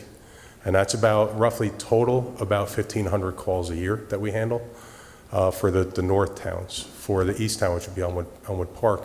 But Chief, the That's a point I'm different model. driving, And I know, right, because we know I get the item before us is Elmwood Park, but Yeah. I'm asking for the overall data, because Yep. that data will drive my decision on how I'm voting for Elmwood Park. So I'm Yep. asking, if Got we it. can't have it before the next meeting, then I'm only one vote, then you have, you know, so I'm just saying, that's the data that I want to see. Okay. And if I can't get it, then I'm fine, then I'll know how I'm voting on next week. But thank you so much. Thank you very much, Councilman Velez. Thank you, Council President. Chief, I know you'll be No, here. no, he had actually asked when she was, my apologies, but everyone's spoken, he hasn't. Councilman Velez? Thank you, Council President. I tried to be brief. I went over the share agreement. Chief, I tried to ask a question, and you could say yes or no, keep going, right? Sure. So You know me. just to, not to come back and forth. Yep. You know, trying to keep it short and sweet based on the agreement of Elmwood Park. But you stated, and this is the first question I can ask, this is something that a chief from Elmwood Park requested to you, or this is administration moving forward with a share agreement? No, this was, when I heard that Little Falls was pulling out, I took the action completely. So Little Falls was serving Elmwood Park? Yes. Okay. So then you step in to take action to preserve a service? Yeah, and to- I found out, I called Elmwood Park to see if this is something that they would even consider. And then subsequent to that, I went to my administration with the math and So- with my needs. So the administration, knowing that you do not sit and bargain and do not sit with the unions, as the administration perform, have the administration had some conversation with the union members? I spoke with the union president myself, with both union presidents, let them know where we were going. And there was initial discussions of trying to see if we can work out paying firefighter EMTs an hourly rate on their days off, kind of like a police road job. When we looked at it, it would have been a cost of about $438,000, and I think that we would have been maybe skirting the Fair Labor Standards Act. So you lay out all the plan And- to the union members? Yeah, Do- and do- in discussions with the union president, although maybe not fully keen on it, was was in agreement that growing the job was a good thing. Okay, so in other words, I don't want to put words in his mouth, but So, yeah. that was So- our discussion. so my question comes from looking at this.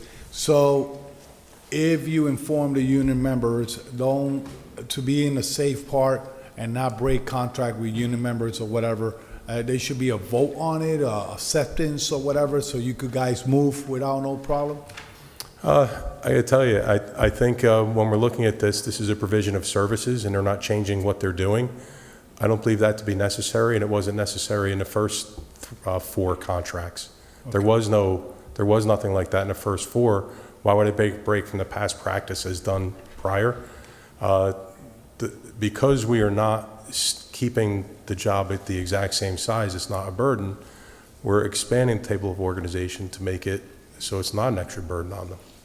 So going to the, I went page by page while the councilman was elaborating on the statement. Number 5 here, how much we pay if I'm going to need an ambulance in any event in the city of Paterson? How much I have to pay, $450, $250? $800 plus travel. Travel, correct. But then, of course, remember, there's different, that's the initial bill. There's different formulas. There's Medicaid, Medicare. No, that's for a medical assistant or whatever, right? Right, that's For- what we're doing. For response, emergency response. But Yep. if I want to do an event that I need to park an ambulance there to preserve any emergency or whatever, it's $250 for an ambulance for an event, for football games, parades? $40 per person per hour. Correct. Here, I see number 5, that's no additional cost. You could provide an ambulance for football games, fireworks, and fire engine for working CPR, and no additional cost. Because within that cost is $100,000 that they're paying, right? And then there's football games throughout the year, there's about 12. Fireworks, there's July 4th and maybe like an Independence Day or a town day. And when we looked at it, the fact that they're paying $100,000, they're paying for that service, it's within there. In what? It's within that $100,000 that they're paying for.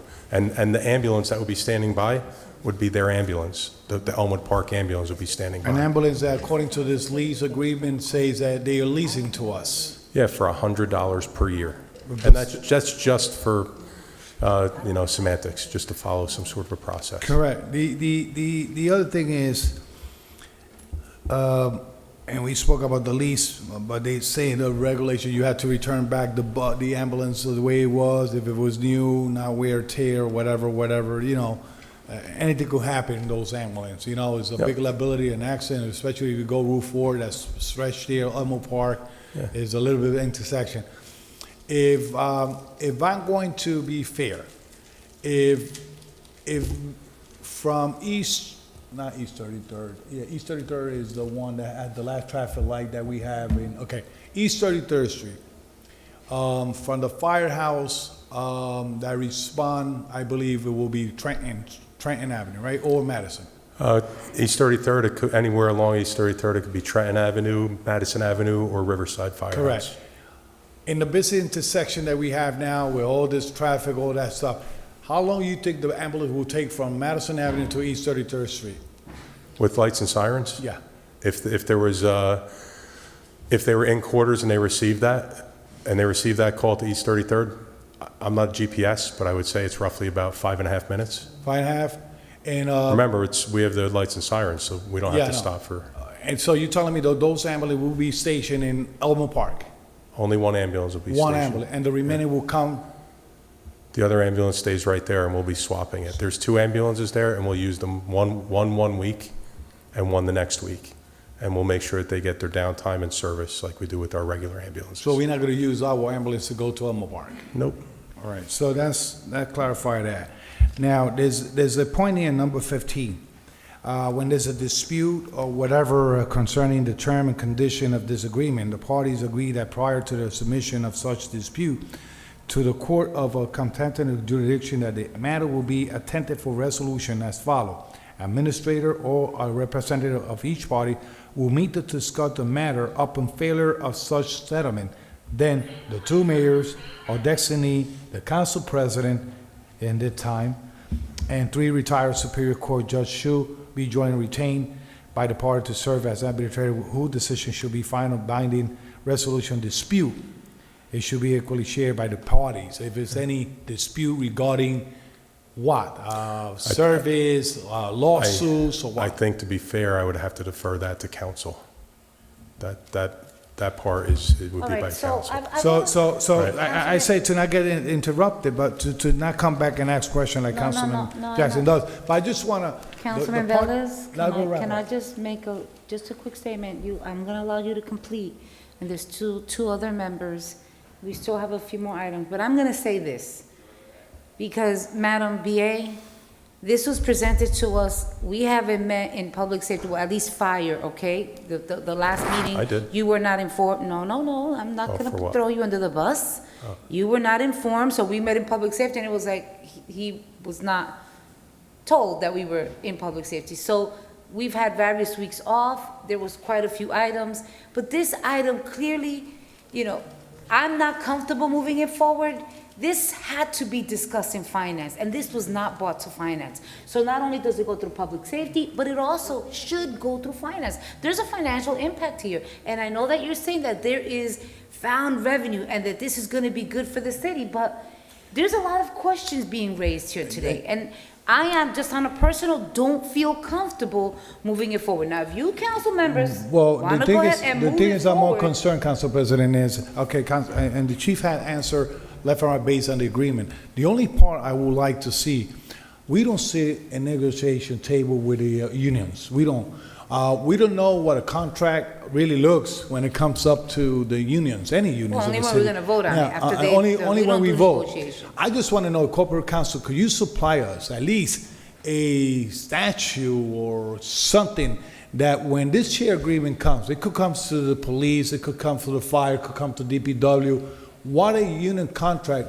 states when those changes comes in the middle of a year calendar, a negotiation, because I don't want to go with the same move that we did with a health plan, that we did it in the middle of the year and everything was like a mess, and then we spend money in going to court for they lose, you know what I'm saying? So I just want to make sure that we doing all this based on what is written on the union contracts. I don't want to impose this to anyone, to the fire, to the police, to DPW, to any union here, and the contract says other things to do. I want to make sure that what we approve here is alongside with a union contract. Thank you very much. Thank Council members, if, I really don't want to discuss it anymore. No, I do. I have some questions. I do. Okay, if you want to, but I'm just gonna let you know right now, I've already had I've had various already said to me that they do not want to push this forward to a regular. Because if it I goes read- to a regular, it's gonna fail.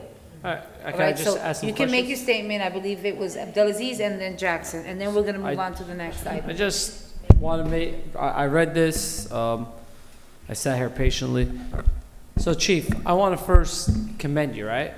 One thing that I look at, I'm not going to speak for my colleagues nor the administration, I always look for our department heads and the leaders of our departments to cut costs and find revenue, right?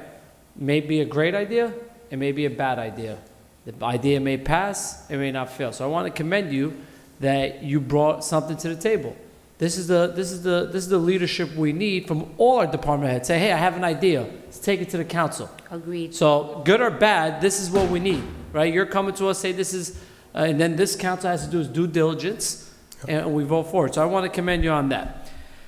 I just got a couple of questions to ask, and just for some clarity, with all due respect, I spoke to the union president also, and to my colleagues, and wherever it is, a shared service agreement does not go, I don't believe, should go to any, doesn't go to negotiations on a union thing.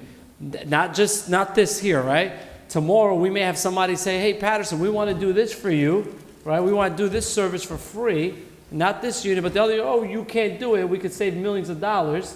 And they say, we can't do it because the union doesn't want to do it. When it comes to service, if it's not impacting the work they're actually doing, right? If we're not saying, I'm not going to use a fire department, I'm going to use a different thing. Hey, you're a bus driver today, and tomorrow you're painting walls, right? So that's where the unions got to get involved. But what the council guys, the shared service agreement should not be going to a negotiation. You see, and that's not just here. Passaic County's does their shared service agreements with whatever they have to do. We have multiple shared service agreements. Well, we feel the best service for our residents. Secondly, right now, currently today, how many firefighters do you have?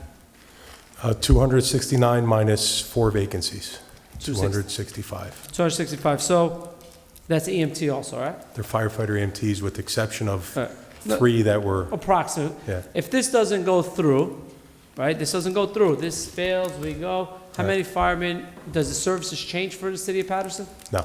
Okay. Secondly, there is some things in here that I don't like. And Okay. this is where I come back as being try to be fiscally conservative, right? Every year, there's contractual raises, things go up, as you can see, but this contract says they pay $100,000 forever. There is no percentage increase, right? After 4 or 5 years, taxes go up, everything, like, there has to be some percentage increase for Elmo Park. It can't be a I think, standard. isn't it for a 3-year agreement? No, it says, no, it says, it'll be subject to annual renewals from January 1st to December 31st for any given calendar year. Right, So which this could be a means- 30-year contract, any given calendar year. But it would have to be renewed.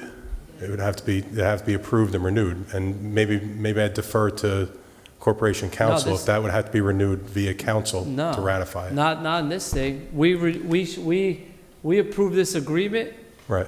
whatever's in the terms of this agreement. It doesn't come back to council. We should actually probably put this on in the verbiage where it says it goes back to council. Which one? It does say, thereafter, this agreement will be subject to annual renewals running from January 1st to December 31st in any given calendar year. So we have to renew every agreement. All right. Well, anyway, Right. annually there should be 3 years. There should be some increase. If it's a 2%, And that's whatever. something I that mean, can be decided. that's something we have to look at. I try to look at the pros and cons. And I'm looking at the pros here. You said there's about 2,000 calls. Yep. So if I did that, I'm not a fire chief or EMT expert. There's 365 days in the year, correct? Mm-hmm.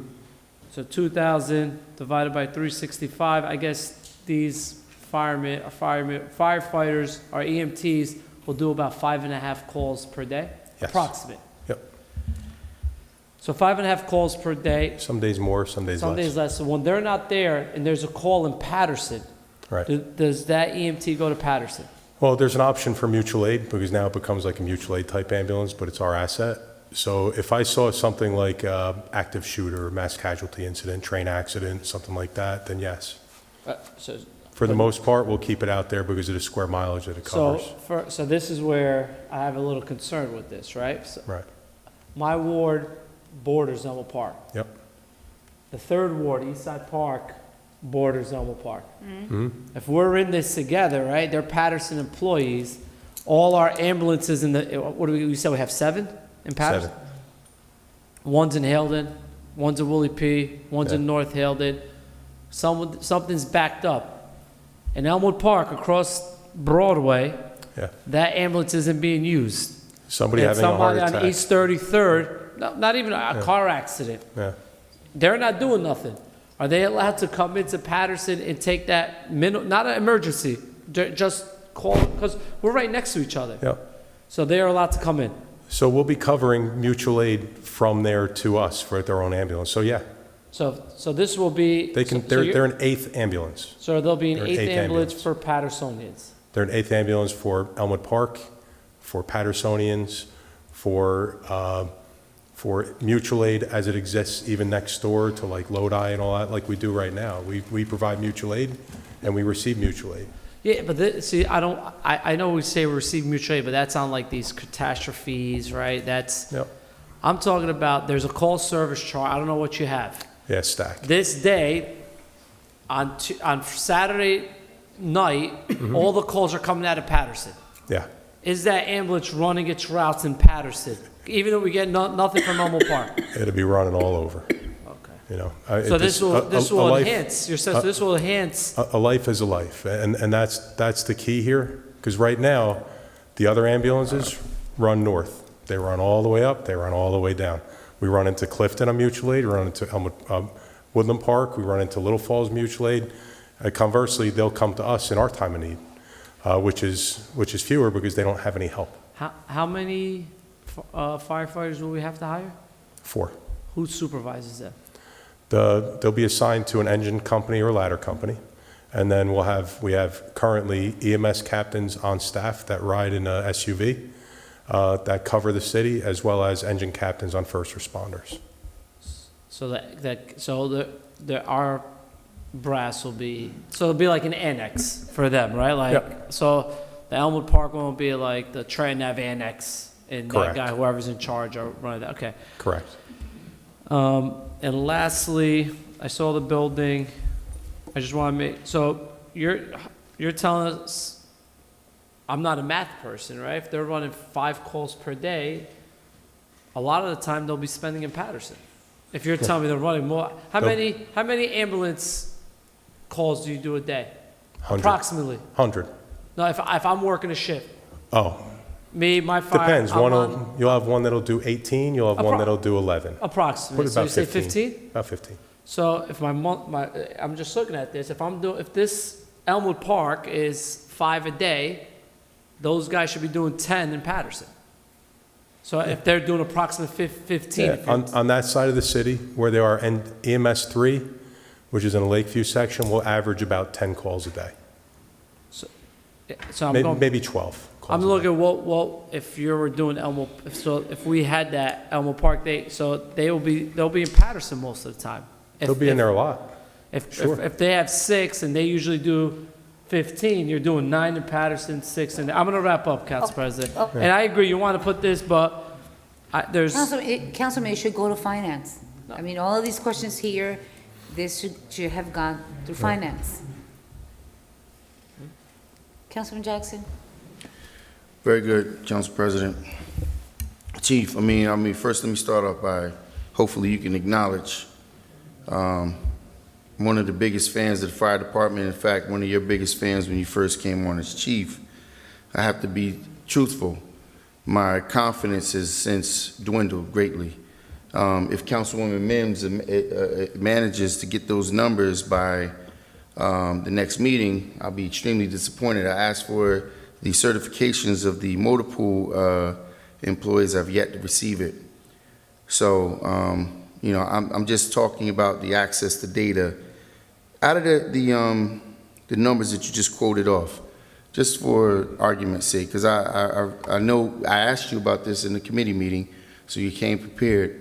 Out of those requests to go to Chilton, how many of those requests came from Paterson residents? I'd have to look over at the numbers. I don't know. Okay.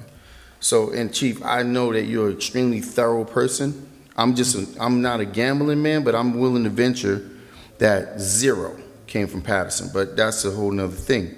And I do think maybe Hackensack, those hospitals like that, possibly Valley, because my preference would have been to go to Valley. All my kids were born in Valley. But at any rate, if there was a shortage of EMT workers for the night, would we take those guys off of the route for Elmer Park? What do you mean? If we didn't have enough manpower, Right. and we had to put an ambulance down, would we take those guys off of Elmwood Park? We're not going to put an ambulance down. We're not. Okay. They had, the deputy chief did 1 in my 4 years, and it was last week, and it was not supposed to happen. We will not. Just so other council members understand, the other night, Chief, it wasn't forthcoming. Obviously, I asked him about it, and the second ward had to go without EMTs for the day because we didn't have enough manpower to man an EMT. That's alarming. That's concerning. Now, I don't know about Councilman Abdelaziz, but just since my tenure as a council person, I've had the unfortunate, and it's not because, like, Councilman Velez is a whole nother animal. He does things that I do not do. This is just out of chance. I had the unfortunate opportunity to be on 3 scenes where Narcan had to be distributed. I was on one scene where it was a shooting victim that I was the first on the scene. He did not survive, where it was less than a block from the EMT, from the fire department, and it took almost 19 minutes, maybe 17 minutes for the EMS to respond to that scene. I recently was the first to respond, and normally, Chief, you know, because I'll call 911, and if I feel like it's taking too long, I'll call you. And you've been great. You always respond to my calls. You always make sure the call gets there. But I was the first on the scene. I had to put my finger in a bullet hole wound to stop bleeding from a young man from bleeding out. I don't know how many elected officials across the state or in Elmwood Park that can attest to that. I'm sure my colleague right here in the 6th Ward can attest to that. But, you know, the fact that, you know, I can still sit here with a clear head and enduring all of this trauma, because we are a trauma-ridden city. Absolutely. Now, with that being said, the fact that we're going to add 4 more guys to the fleet, my concern, and I just want to put it on record, I expressed it to you already, Chief, my concern is that as we continue to regionalize our department, what it does is disenfranchises people from Paterson from having opportunities.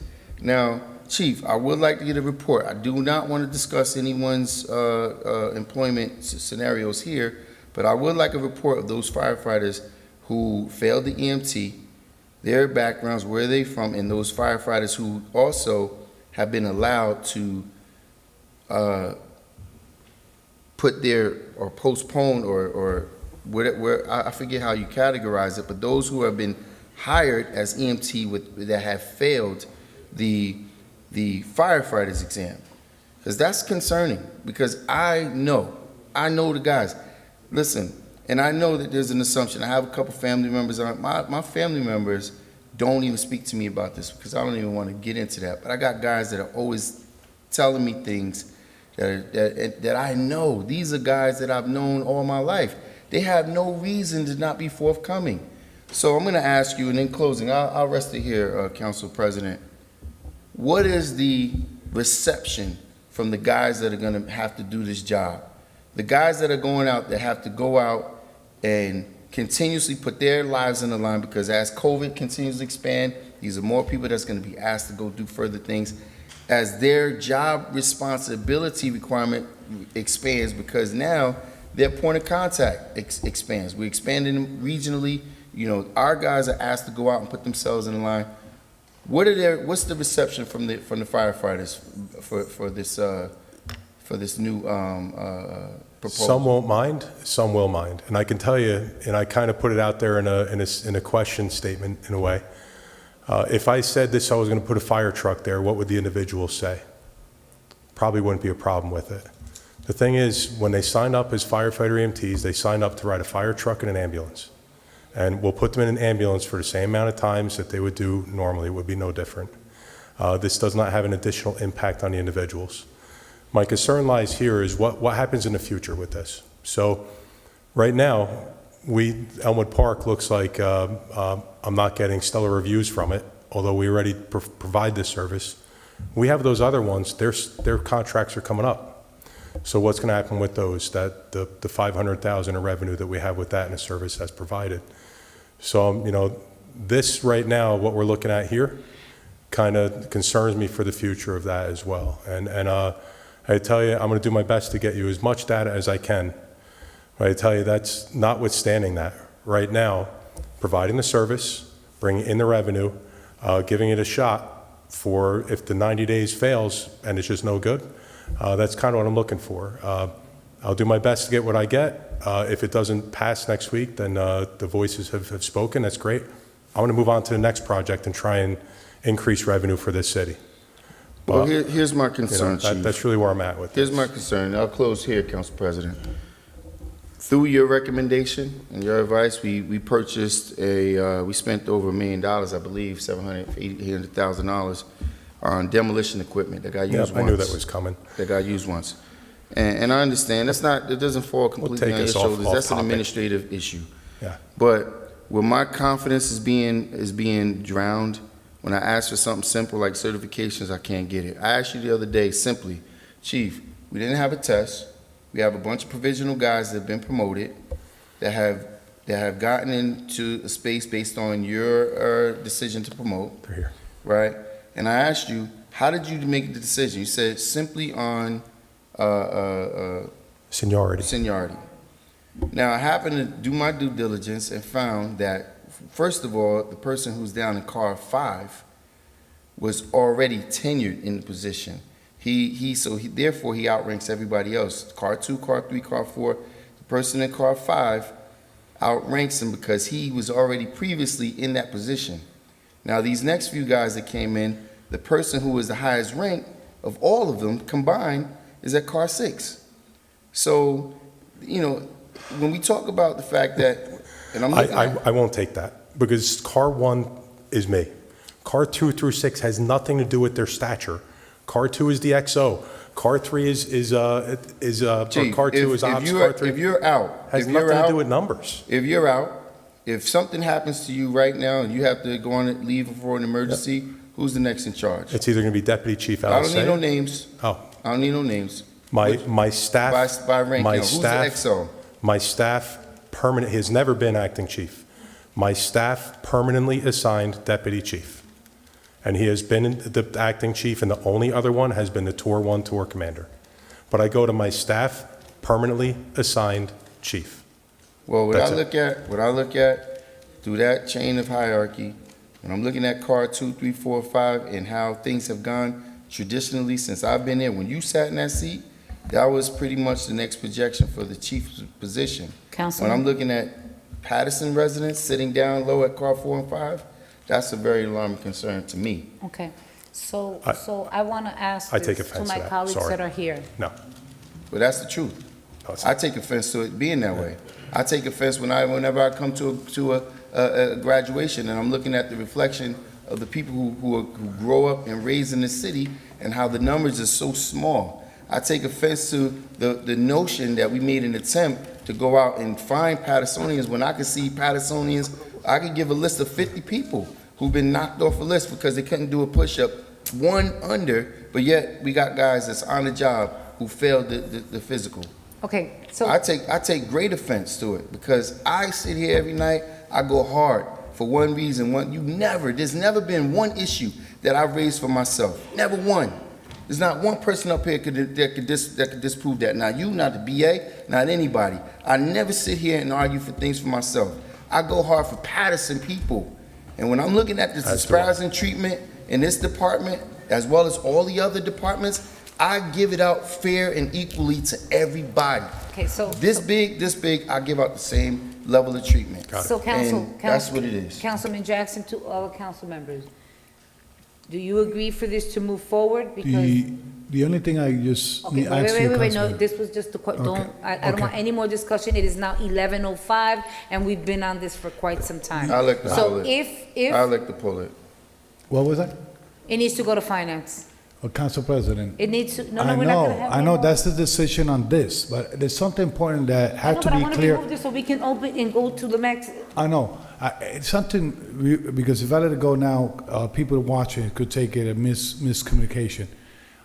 There was something mentioned about the certification of those individuals in the ambulance. All of them are certified at this point, the one that are driving those ambulances? Which are our current ambulances? Yes. They're all firefighter EMT. Correct. Certified So I want to EMT. clarify that because in a statement was made that somebody failed the test, and I want to make sure they're not working while they're not certified. That's They're not. They're in the fire truck. correct. Only. Okay, good. Thank you. Okay, so, Madam BA, it is the request. The majority of the council, I haven't heard not one person say that they want this to move forward. This was a healthy discussion, but clearly there is still unanswered questions, so this needs to go to finance. Okay? Right. I All think we right, have to item- pull it completely then. I'm sorry? All right. I'm sorry, I didn't know what you asked. What's that? What, if it's not going on next Tuesday? It's not going. All right, It then- needs to go to finance. Next Okay. Tuesday, it'll go to finance, but it's Okay. not going to the regular. All right. Still, they send the information, okay? that was- Well, I'll call them and see if they still want to do the agreement. Okay, All right, and we'll see how it goes from there. That's okay. all right. Thanks, Item Chief. 55? 55 is the resolution authorizing the purchase of protective gear for the firefighter. One Consent. under New Jersey State contract Consent. for the fire department. Consent, that's a regular thing. Council members, 55 will go on consent. 56, resolution ratifying an emergency contract with Atlantic Detroit Diesel, Allison, and authorizing payment for new engine for a pumper truck for the fire department. Consent, Everyone's fine with consent? consent, Engine 57, sense. resolution authorizing the award of contract to FF1 Apparatus LLC for the purchase and delivery of 5 heavy-duty cinder custom pumpers, product code FS19LCO3 for the fire department under the Houston Galveston Area Council contract number FS12. Can we get a description on that? so are they gonna be new engines, right? Yeah, brand new. Okay, consent, Council, hold on. These a are pump minute. trucks, What's the Chief? award? They're pumper fire trucks, engines. My computer locked on me, so what's the award on this one? This is for five new pumper engines to replace 5 of the Pierce ones that we have. You'll notice you have one on tonight that the engine blew. Believe that currently the quality is not that good, and they're huge. These They are the were- smaller ones, right? No, but they're still 35 feet long. They're No, super but I'm big. saying, these 5, aren't they the smaller ones? They're not as big as the ones we have, right? They're not the aerial ladders, they're the Okay. smaller ones. Council members? consent, Just a quick question on this, on 57. Chief, this is, you Councilman buying, Mendez. you getting this through co-op, or this didn't went out for bid? It's the same vendor that you've been We using? don't go out to bid, you lose on a bid. We go out to the Houston Galveston Area Cooperative, which is approved cooperative purchasing that the city Correct. subscribes to. Understood. Could go on consent. Is everyone fine with consent? Consent. 57, consent. 58, resolution authorizing the award of contract to 1075 Emergency Lighting LLC, emergency vehicle for the purchase and delivery of 3 1075 SUV, I guess, commercial X Ford Expeditions, command cabinet LED lighting package, product code AM20DDC02 for the fire department under the Houston Galveston Area Council contract. This is another co-op, correct? Yeah, and this is out of these, just to clarify what it is, they're hybrid vehicles, continuing the electrification kind of, because they're emergency, I didn't want to go full electric, but they're from the approved bond, 2021 bond. consent, Is And I'm everyone glad, okay? and those are Move American forward? cars. Right. Just got one question about 58. They're all not American, by the way. Is this a replacement, Chief, or this is adding 3 new vehicles to the fleet that you currently have? Yeah, this is a replacement of vehicles that have been, we've had about 3 or 4 that were destroyed completely and totaled over the last 5 years. So this is bringing us back up to where we need to be. We had 2 Tahoes that were destroyed. We got 1 in replacement. We had a Jeep Liberty that was in an accident, totaled. We had an Escape that was totaled, and we had another Jeep Liberty that was totaled. Correct. That was just, they were in All right, accidents. is everyone okay for this to go on consent? yes. Okay. So item Just a 58 question, will go on Council President. consent. Just a question. Councilman Jackson, is this? Chief, that sounds like an alarmingly an amount of vehicles that's getting, are these vehicles getting towed while you have lights and sirens on going through and somebody runs a red or what? 2 of them were, and 3 of them weren't. But these are since even since Chief Pastorino was here. Like, they were destroyed back. The one Jeep Liberty was one of the fire inspectors was in a major accident at Madison Ave. I think that was 2018, and we're starting to catch up with some of the vehicles now because we push them out into the staff positions. Understood. Thank you. Okay, very good. There are no more items, Madam Clerk. Can I have a motion to close the workshop? Move to close by Councilman Abdulaziz. Do I Thank have a you. second? Second by Councilwoman Mims. Roll call, Madam Clerk, to close the workshop of Tuesday, December 7th. Roll call to close the workshop of Tuesday, December 7th, 2021. Councilman Abdulaziz? Yes, have a good night. Councilwoman Cotton? Yes, I just want to say to everyone out there, especially to some of the speakers that was on the public portion, and I hear what Rocky was asking, and basically it's just basic stuff for the community, for everybody to please get on board. I'm also very interested in this community piece that our legal counsel is putting together for our police department. I want to say if you could come out on December 17th at St. Augustine's Church, Alvin Pope is putting together a nice ceremony, a Christmas carol for us here in the Fourth Ward. Also, I want to say too that I just needed to share a quick story with you, and I had put it on my text messages. I had an incident at my house, and I think that the person was mentally ill. He needed help. For some reason, he stopped at my house. He was in my yard. They really wasn't sure what was happening, but I believe now that the police finally did came. They waited with him for the ambulance, so I believe that my house was just chosen as a safe haven house, because this person really needed to go to the hospital, and the ambulance did came and picked him up, and he did not know me, I did not know him, but he chose to be in my yard, and the first thought was that maybe he was gonna damage the cars that was parked in the yard. We really wasn't sure what it was, but I believe that my house was chosen for him to get help, and the ambulance finally did come to take him to the hospital. So I needed to share that because, you know, we're not exempt from anything. Us here as council members either, we're not exempt for anything. So I just want to say to you all out there, I said it so many times already, that mental illness in this city is really, really at an alarming high. It really is at an alarming high as of now, and I'm not sure of why, but we must do all we can to do what we can to help people. I just want to say also too that to our legal corporation, I'm looking forward to trying to work with that program that you're trying to put forth. I think that it would be very interesting.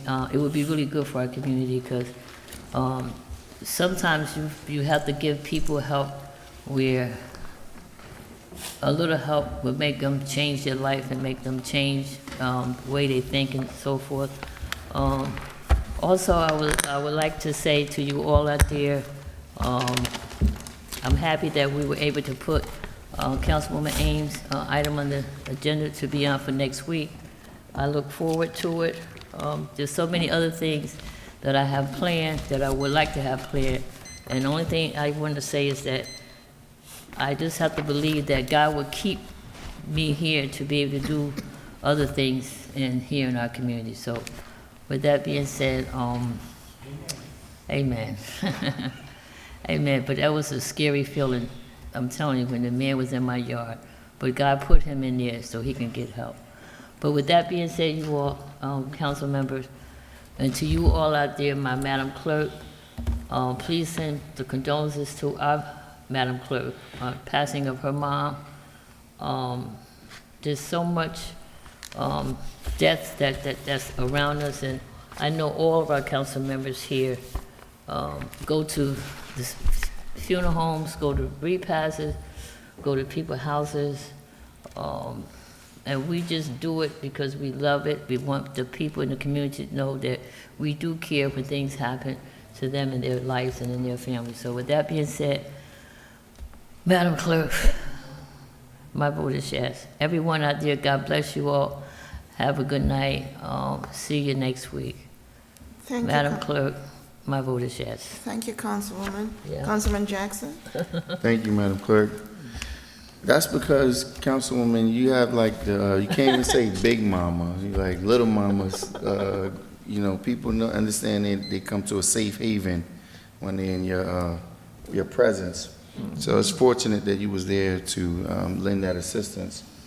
But realistically, when we talk about the things that we all have to experience, I was fortunate enough to start what I'm calling the postgraduate mentorship program, and where we're doing some phenomenal work, some young people from the city, just basically fellowshipping, we play basketball, them guys beat up on me. Councilman Mendez, I remember you used to have a little basketball program. I think my guys would like to challenge your guys. All right, I'm open. And we could do that at William Paterson. We're gonna need a lot of space for the visitors. Got it. You and I both run the point for the team. I think my team's gonna crush your team, by the way. But on a more serious note, one of the young men, called me right the same day we were leaving for the league, because he was dealing with some very stressful issues. His sister was involved with the suicide murder the day before. So, these are the things that the people in our community have to deal with on a daily basis. As I'm on my way to see him, another young man, a friend of mine's son, was shot right in front of me, and I had to be the first on the scene to render aid. So, it's very disappointing and disrespectful for some people who don't even understand, because they're not even close to these circumstances. When it doesn't impact people, certain people, they have no concern, and it's very callous in the manner in which they deal with it. So when I look at the administration failing to render support and having $500,000 in that budget, we have kids that right now, they're texting me now, like, we won our second game, we're in Orlando. And they had to go they're in Tampa. And every year they got to raise 30 grand to get there. And we give them absolutely no support. No support. I'm sure we all give individually. I give what I can. The mayor's having events for $5,000 ticket events and give $50 to an organization that got to raise $30,000. That's disgusting. And we sit here and leave $500,000 on the table to transfer it over to the police for $1 million in overtime, because we're failing our youth. We're failing to do what we need to do to our youth. So they're out there creating more havoc. So in turn, you need more policing. And what does our mayor do? In South Paterson, we go there with gifts, but in the fourth ward, we show up, in the first ward, we show up with a vest and a badge and 50 police officers. How about if the mayor just gave up his personal protection? Councilman Jackson, Yes. can you please wrap up? Oh, my time's up? It's early, Council President. It's still only 11 o'clock. No, I wanted you to wrap up. It's the best part. The residents enjoy hearing these wrap-up moments. I'm sure the cops don't want to be outside in the cold either. So, but anyway, see, that's what happens. They want to rush my microphone. Anyway, coming up soon, Councilwoman Cotton, I guess I put on a few extra pounds for a good reason. I'm going to be the neighborhood Santa Claus in the winter wonderland at Cobb's Park, not at Eastside Park. Mary, I didn't even get invited to that. Something else happened today that I didn't get invited to. What was it? What happened today? The movie. Today was the premiere. Oh yeah, the premiere of the movie that they shot in the first ward. I didn't get an invite to that. No, don't say that. You were in the email. Every council member here was in the email. No, I wasn't in the email. You were in the email. Trust me, I didn't get an invite to Okay. that. I would have went to that. The young lady who's the star of that show actually went to school with my daughter. Nice. At Immaculate. Nice. And anyway, I'm going to be Santa Claus Corporation Council. I don't know how that's going to look on me, but I'm hoping to spread some holiday cheer. We'll be in Cobb's Park. Councilman Velez, you're more than welcome to come. You can be the elf. Instead of short elves, we have some tall elves. Gain more. He's trying to fatten me up even more. Okay. All right. But anyway, Madam Clerk, I appreciate the job you do all the time. Council President, good job getting us out of here early tonight with almost 70 items on the agenda and spending some significant time hammering down some real hard issues. My vote is yes. Thank you, Councilman. Before you call Councilman, I'm going to take a point of order as a council president. And truly, I want to apologize. There's two things I need to mention. First and foremost, our clerk's mother has passed away. And I know that everyone has reached out, but I wanted to put it on record here all. truly our condolences to our Madam Clerk in the loss of her mother. On Friday, I know the services, so I am going to ask that you, I know everyone here has gotten it, but I can't remember it's in the United Presbyterian. give me the address of where it is. Is it on Van Houten? 375 Van Houten. 375 Van Houten, and I know that it's going to be at, I believe the service is at 9, and The viewing is from 9 to 10, the service is at 10 to 12. United Presbyterian Church. So I wanted to put that. And the other thing that I needed to say before everyone starts jumping out to leave, I know that we're on roll call, is this. Madam BA, I am now requesting and almost demanding that the planning board comes back to the chambers for their meetings. How is it that we're sitting here and we, day in, day out, throughout this pandemic, right, and we're all back in all other boards, and the planning board is having their Christmas party, caroling and singing along, and I've been getting pictures and pictures, so they can sit for hours to eat dinner, and you can't conduct city business? That's a problem. Today, at Patsy's, they're in the Christmas party, so you can't come, so I'm putting it on record. Did The the mayor planning go? board must come back. Did the mayor go? I don't know, know don't he's ask not me that. invited to All I'm Patsy's saying anymore. is, anyway, let's move forward. I wanted all of you to hear it. The planning board, if they can have a Christmas party and they can hang out, they need to continue to do city business in the chambers. My apologies, Councilman Mendez. Madam Clerk? Councilman Mendez? Thank you, Madam Clerk. You have done an outstanding job over today. Wow.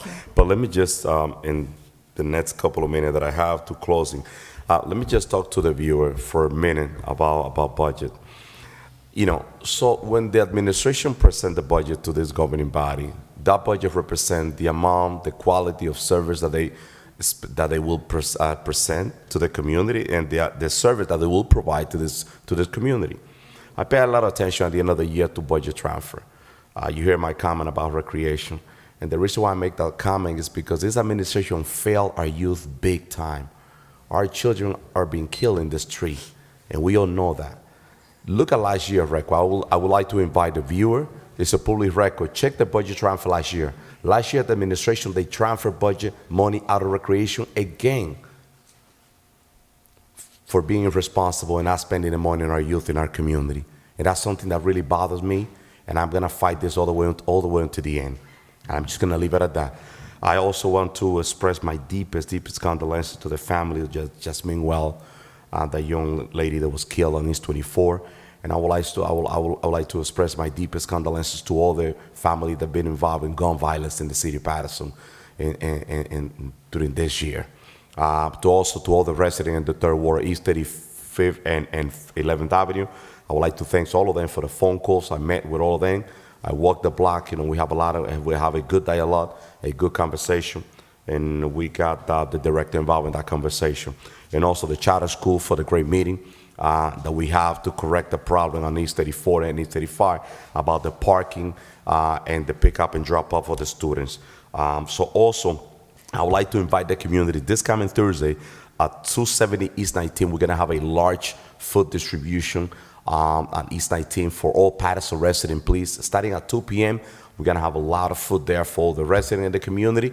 We just try to help. We just try to be there for you when you need us, okay? So the Alice Mendez Foundation will be sponsoring this food drive at 2 p.m., starting at 2 p.m. on Thursday at 270 East 19. And also December the 19th, which is a Sunday, starting at 1 p.m., we're going to have our annual toys giveaway. We're gonna start this Brilliant Avenue at the Amistad Park, 19th Avenue and Brilliant Avenue, starting at 1 p.m. I need a Santa, Councilman Jackson too as well, and I would love to have you. If you got, I guarantee that you're gonna have a great time. But listen, December the 19th, to all the children, I've been getting a lot of calls because the flyers out there. December starting at 1 p.m. at the Amistad Park. And also the 17th, 18th, and the 19th, Winter Wonderland is going to be at Eastside Park. It's going to be a great event, a lot of light. It's going to be a great time. Please, let's support this event. Let's support each other, and let's pray for our city, which is extremely important. God bless you, Paterson. My word is yes. Thank you. Thank you, Councilman. Councilwoman Mims? So first of all, my heartfelt condolences to Madam Clerk in the passing of her mom, to the Wilson family, the Wells family, so many families that have lost loved ones this year, to, I believe he probably was one of the longest serving chairmen on the planning board, Mr. Cornish, whose service was today that we buried. Also to my neighbor who passed away, Ms. Glover. Her husband was one of the founding members of the Baptist movement in Paterson and did a lot with the rec center that used to be in the former Riverside Housing Development. So praying for all of these families. This Thursday, I will be celebrating my pre-birthday. I'm super excited. We're gonna have so much fun, so many giveaways, Mim's favorite things. So thank you to all. And extended, once again, invitation to all my council colleagues, and I thank those that have already responded. That will come out. It's going to be really awesome. It's Thursday at 6 o'clock at Leneve's. My actual birthday is not till December 27th, but I'm celebrating for a whole year this year because I think we have to start celebrating life. Every year I do Christmas caroling all over the city.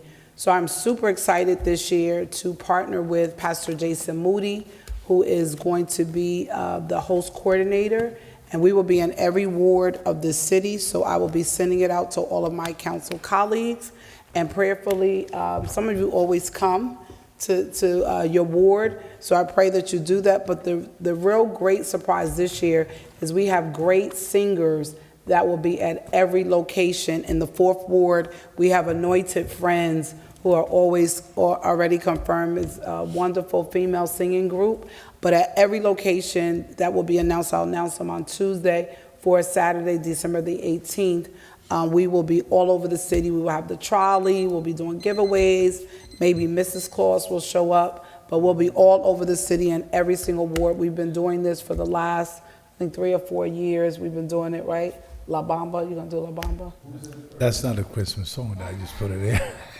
So, I'm not gonna tell you to show up, Councilman Jackson, maybe you'll do the lead. But we have different people that will be a part of it, but every location, we will have some great singers and music and all that, just to give some holiday cheer across the city. And it's just amazing. So we will be announcing it. Make sure you come out. We're doing at some senior buildings this year. And so we're super excited. Also to my seniors, I'll be reaching out. I'll see you during the Christmas holiday with my Santa Claus bag, delivering my yearly gifts. So I'm super excited about that. And to Paterson, I want to say, because his birthday is Saturday, my youngest, my baby, his birthday is Saturday. So I want to give a shout out to my baby who will be turning 19 years old with his handsome self. Super excited about that. So he's one of the kids that don't really ask for much. So we're going to make sure he get a whole bunch of stuff because he never really asks for anything. So happy birthday, Josiah. I know you're not watching, but I'll make sure I clip it and let you see that it was there. And also congratulations to my nephew and my new great niece. Paterson, have a great night. Let's keep building the city. And I said it earlier, we have to keep praying, and we have to let all the isms and schisms and all that stuff have to go to the side. And let me. And so Raquel, I don't know how you found out, but I love popcorn and I love peppermint. So thank you for our kettle corn peppermint, Raquel. We really appreciate it. I'll eat it in moderation. God bless you, Madam Clerk. My vote is yes. Thank you, Councilwoman. Councilman Velez? Thank you, Council, Madam Clerk and Council President. First of all, I want to say thank you again, Council President, for being in my house all this week. Council colleagues, for your text message, for your prayers. Administration also did the same.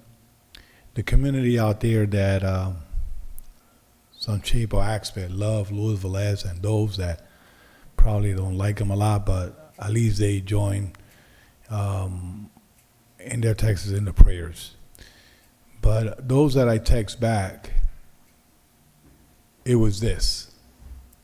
The most important thing is to pray for the family that was involved in this tragic accident, for them. And my heart goes to the family. This is something that I was not expecting in my life and never desired no one to go through. No one. But I have a duty to perform. I was elected, and I continue working with the city of Paterson, and I'm going to continue helping others in this city. And I'm speaking from my heart. This year has been a most difficult year that I have in my life. But God has helped us to go through. And will continue holding me to continue working for my colleagues, for my constituents, for my city, for those that I could give a hand. I say before, please do not use this tragedy and use it for politics advantage or agenda platforms. And I just want to, you guys stay focused. And a lot of people ask me how I'm doing. I'm doing good. But at the same time, I'm human. And this hurts. This hurts. There's something that I put in my Facebook, and Madam President, just allow me a second. I put it up there because I always, no matter what, going to proclaim my faith and that I believe in a mighty God. Remember that. My faith and that I believe in a mighty God. And I put the scripture, we are troubled on every side, yet not distressed. We are perplexed, but not despair. Persecuted, but not forsaken. Cast down, but not destroyed. Corinthians 4:8-9. And let's keep on working. Let's keep on working. Let's keep on doing what we have to do. And please, if you was called to serve, do so. Please, if you was called to serve, do so.